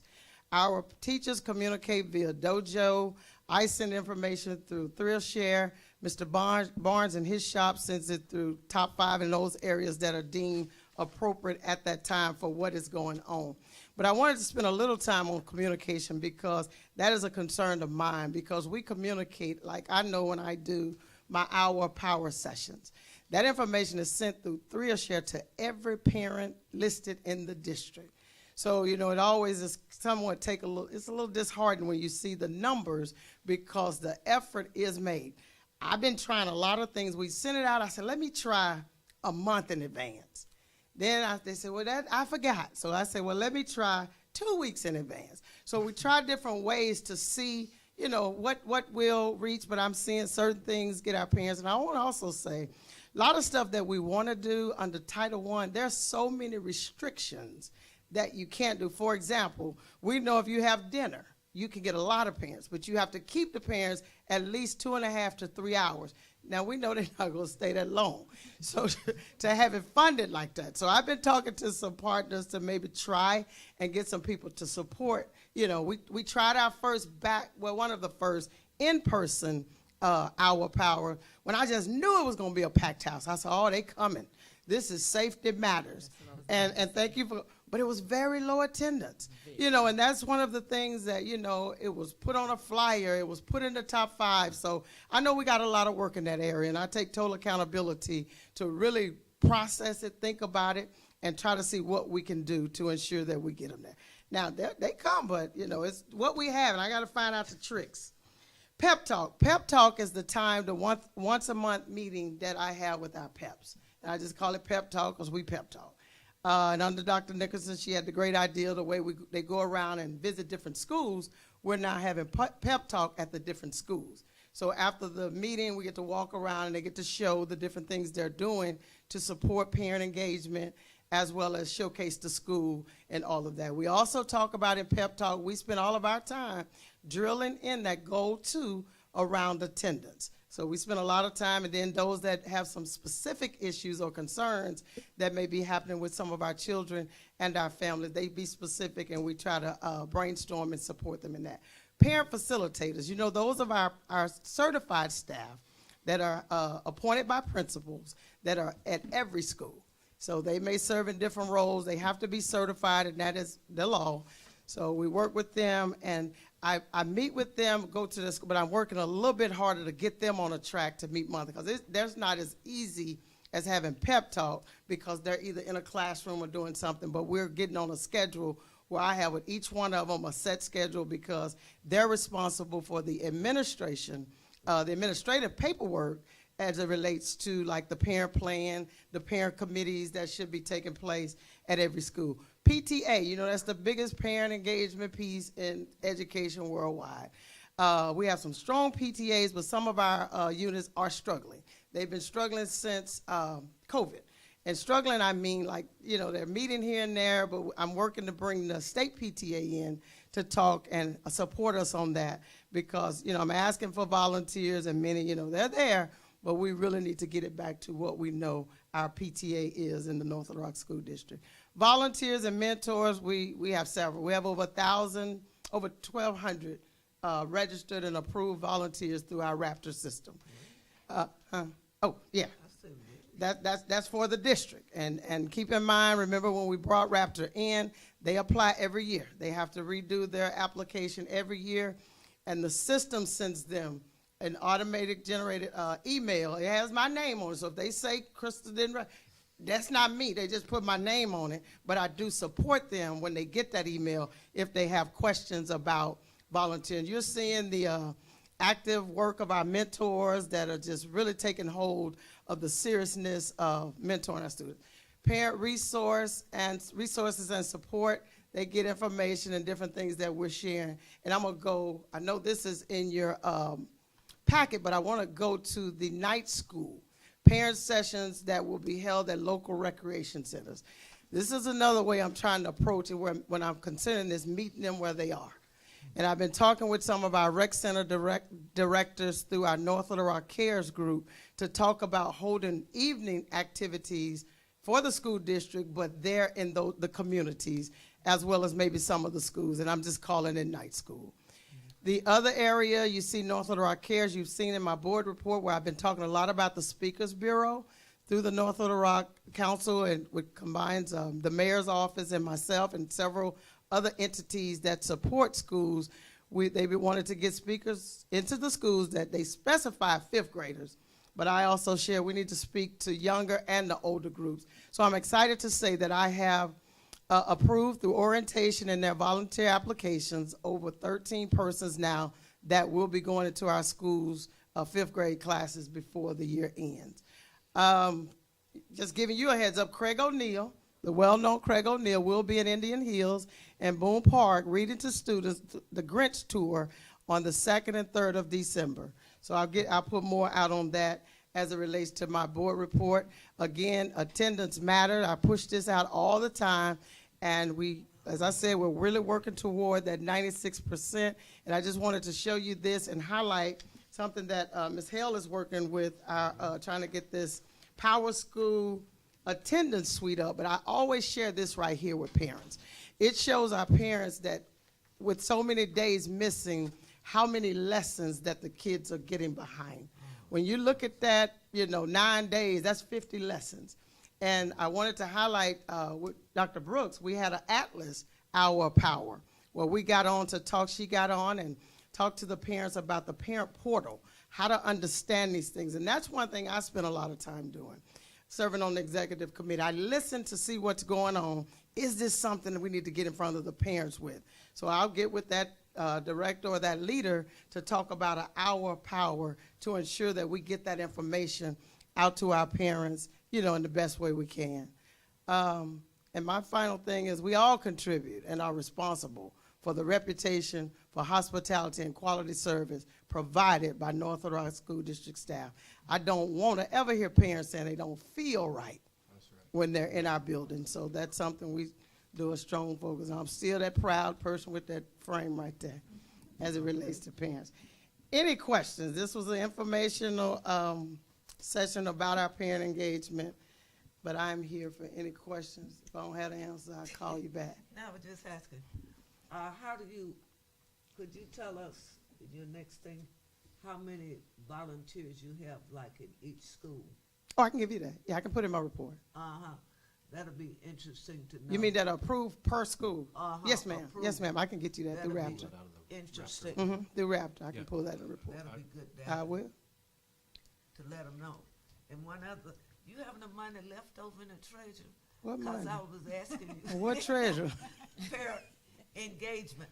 No, because I had mentioned this before, but years ago, as a support where we could really get people, we used to go to the United Methodist Church, and they would recognize volunteers and give them a little certificate, and they would enjoy the fellowship, and they'd be able to see each other. And it was simple. I don't think it was really a meal or anything. It was just a matter of them. Yes, they did. Well, we hosted that right here in this room at the end of last year. We had about, yes, we had about 90 volunteers show up for that. So. Right. I just wanted to say, so make them feel good. Yeah. Some more when they can see it, they can believe it. Right. And everybody, you don't know what a little piece of paper means to a lot of people. It means a lot. In that you recognize them up here, but there are so many that we leave off. And we got big hearts, a lot of paper. And I would really like to, that kind of formation. Well, one thing we do, Ms. Williams, on the elementary level, when they do like the blue carpet day, they give the certificate to the parent through the car. Thank you for being a neat parent. So we still reach out in other ways outside of what I do I'm here. talking about the volunteers. Oh, the volunteers? Volunteers. We're always, I got you. That's why I wasn't talking about the parents. I know how you treat them, boo. Okay. Thank you. You're welcome. Okay. Ditto on the hour of power. I was disappointed. It was great information. Yes. You did everything correctly. It was just that the turnout was not where I thought it would be, especially considering we were talking about security. Right, and bullying. On the night school, have we partnered with like a shorter or a GED program to help with that? Well, remember when I first started, we met with Short, and then they changed their staff person changed. So I am revisiting, changed twice. So I am revisiting that because that's something we did talk about in night school, giving them, opportunities to learn about parenting and getting a degree, GED, and going so far as getting a degree. We have 2 parents that have now enrolled through Philanda's PSMI program, through talking with stuff I've been working with them with. So. And when were you going to let us know about the Grinch tour? I think I put it in this week, but I'll definitely make sure it's in but I think I listed it for tomorrow. But if not, it'll definitely come out in the next. But he's down for December 2nd and 3rd at Boone Park and Indian Hills. I'll make sure I get it in there for you. Dr. Rester, members of the board, would you like a calendar invite on that? I could have Ms. Colquitt give a calendar invite to all the board, just so it's on your calendar. Ms. That would Colquitt. work for me. I'll get it to you. Thank you, Ms. Colquitt. I'll send it Thank to you. That's it. Thank you, church member. Thank you. Okay. Anything else? Thank you, Ms. Barker. All right, we'll round out our last information item, 16.4. This is just an information item regarding North Little Rock Middle School, the partnership project extension. So I welcome our 2 colleagues, Mr. Brown, our CFO, and our financial guru, Mr. Scott Beardsley. So if you remember the last time that we updated you, we obviously the millage did not pass, but we did apply for partnership, and we asked for an extension. And so we were granted a 6-month extension by the facilities division, and Mr. Brown is going to go over that, and Mr. Beardsley is going to go over what our next steps are from here. And then yes. Thank you, Dr. Paluski, members of the board. We did cover those next steps at our last meeting, and as Dr. Paluski mentioned, we did make application for that construction commencement deadline that was initially scheduled for January 20th. We asked for a 1-year extension. They granted a 6-month extension. So that extension is now the deadline is July 20th, 2025. So that limits us to a May special election date that Mr. Beardsley is going to talk to you about. So we did get that determination. We were required to schedule a meeting with the Division of Public School Facilities. We've done that. It is scheduled for December 2nd, and Dr. Paluski and myself and Mr. Tessman will be attending that meeting. And then on that final list was approving election documents. So we have to do that again in order to set the stage. I'm going to turn that over to Mr. Beardsley. In talking with Dr. Paluski, and I believe some of you as well, there's been some interest in going ahead and getting, you have to do that by the February 20th board meeting, but there was a desire to go ahead and get everything approved so we could start that campaign work in getting that done. So I'm going to turn it over to Mr. Beardsley. He's got a 1-page summary here that he's going to walk you through. I'm going to hand it out for him while he's talking. Thank you, Brian.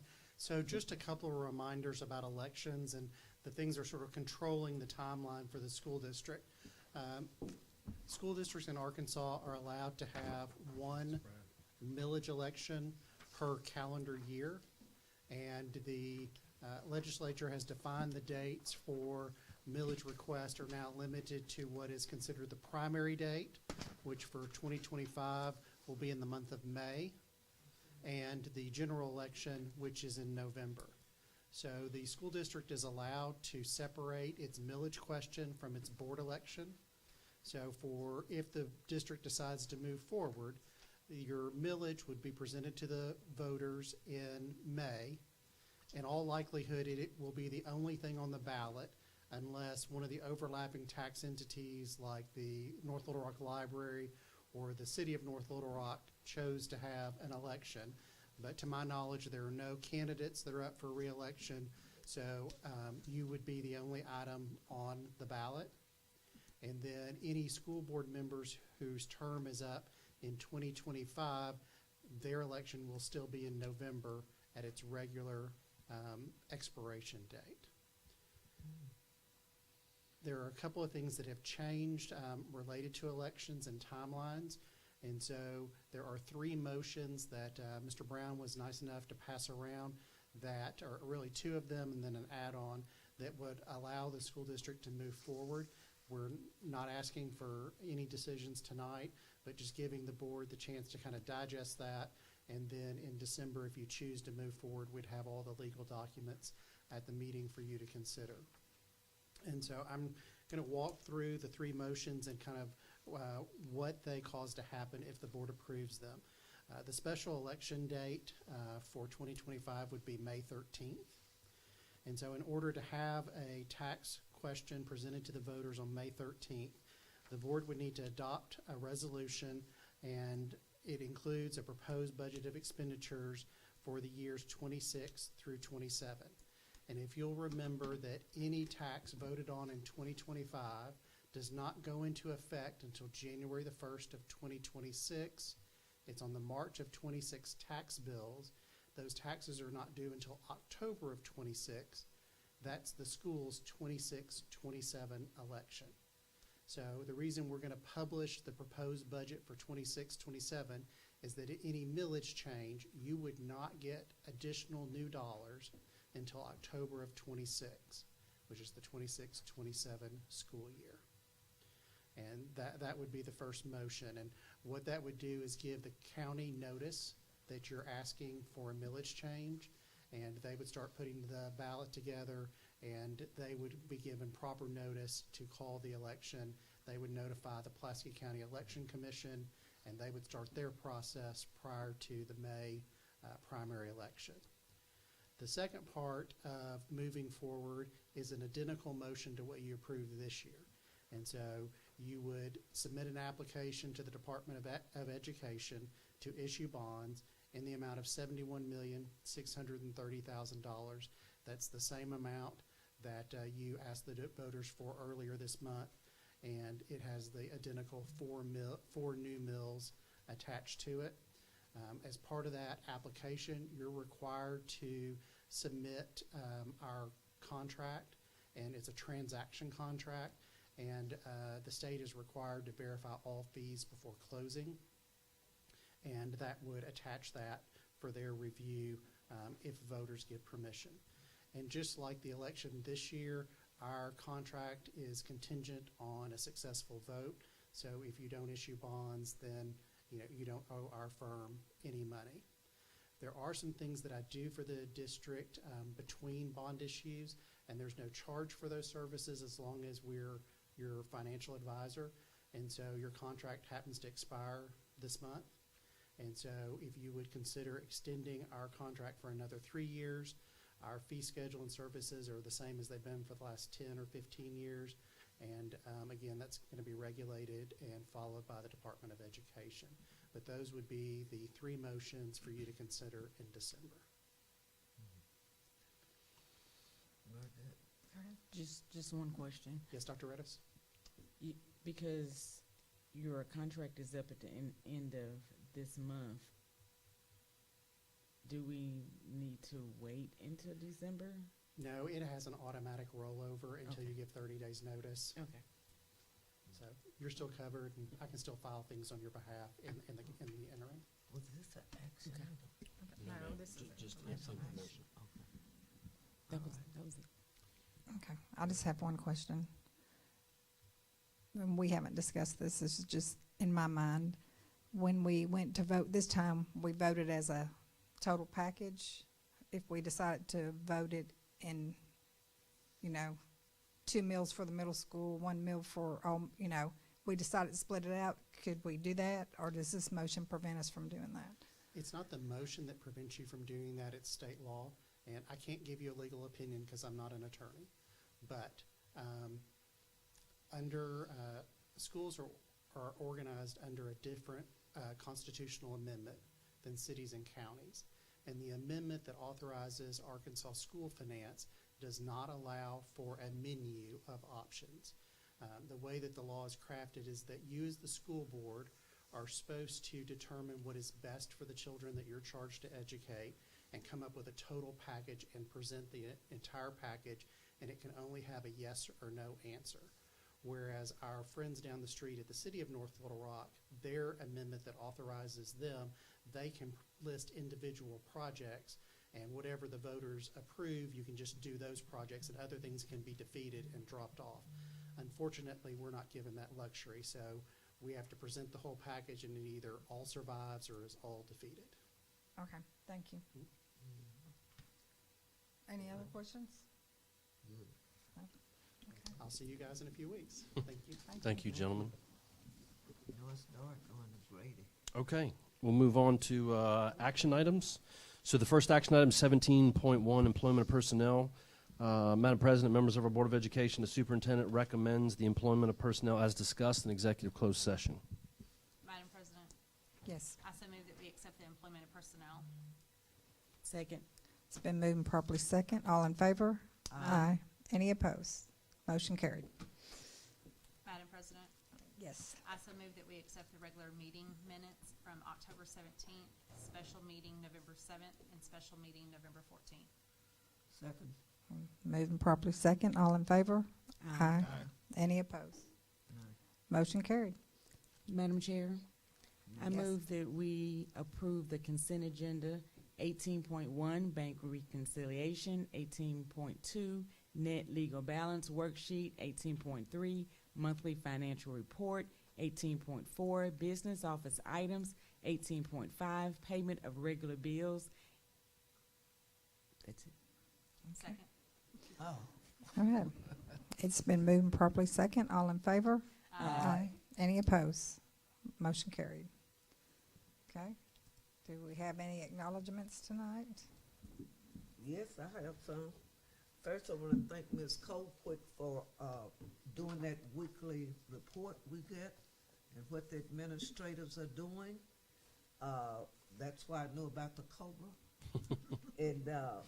And first, I want to thank Miss Amy Freeman, who sent an email to us telling about 6 great teachers at the 6th grade campus. Yes. And we want to say to you, Ms. Freeman, thank you.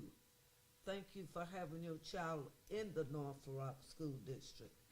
And then Dr. Hooper for saying she's working on the budget 2025, 26 the team is, and working with the principals on the COBRA. And then Dustin, I want to thank you for the 7th Street Elementary. Mrs. Coach Bowden, to congratulate him on all the 7th graders won. All of them won from on the night of November 12th. Ms. Coleman, thank you very much for your weekly routes. Ms. Dennis, thank you for sending in that application of CNUE memo where we can get some reimbursements for free meals. That's an advantage, and thank you. And Ms. Hale, thank you for the self-care fair that's coming up December the 4th.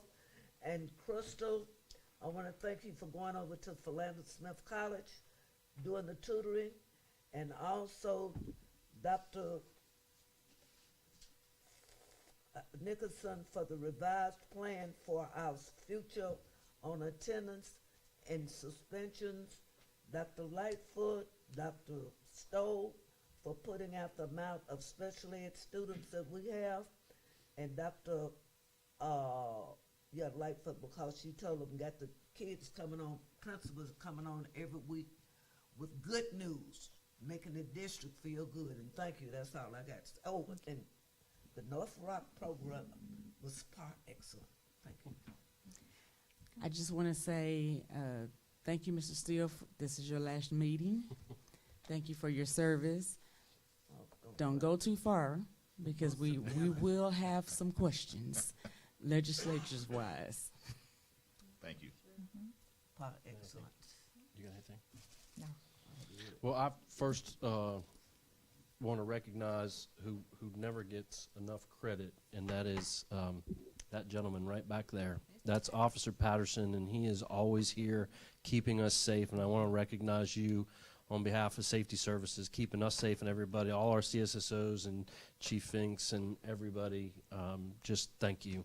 And Mr. Steele as well. It's been great to get to know you in these last 4 years, gone by quickly, and I appreciate your leadership and your dedication to this community and to this school district and all that you've done. And I know that collectively that we will miss you, and I do think that now. my buddy, it'll be great to welcome Mr. Taylor, and I think he's going to do a great job. Yeah, he's excited, and I think he will be a good asset. He really cares about the community and the school district, and it's been a pleasure serving with everyone on the board, and the progress that I've seen that we've made as a district and as a school board. It's been good to be a part of, and I wish everybody tremendous success. I know you'll do a great job, and I have confidence. Although sometimes the news is not good today, but leadership matters, and I think with the right type of leadership, as a district, you'll get through this, and brighter days will be ahead. Go to the legislature. I promise I will support doubling your pay. Please do. 2 meals. Yeah. Thank you so much. Thank you. You're a powerhouse. Don't forget to give. Better give than you receive. Madam Chair, go ahead. I so move that we adjourn. Second. Got you, beat you to the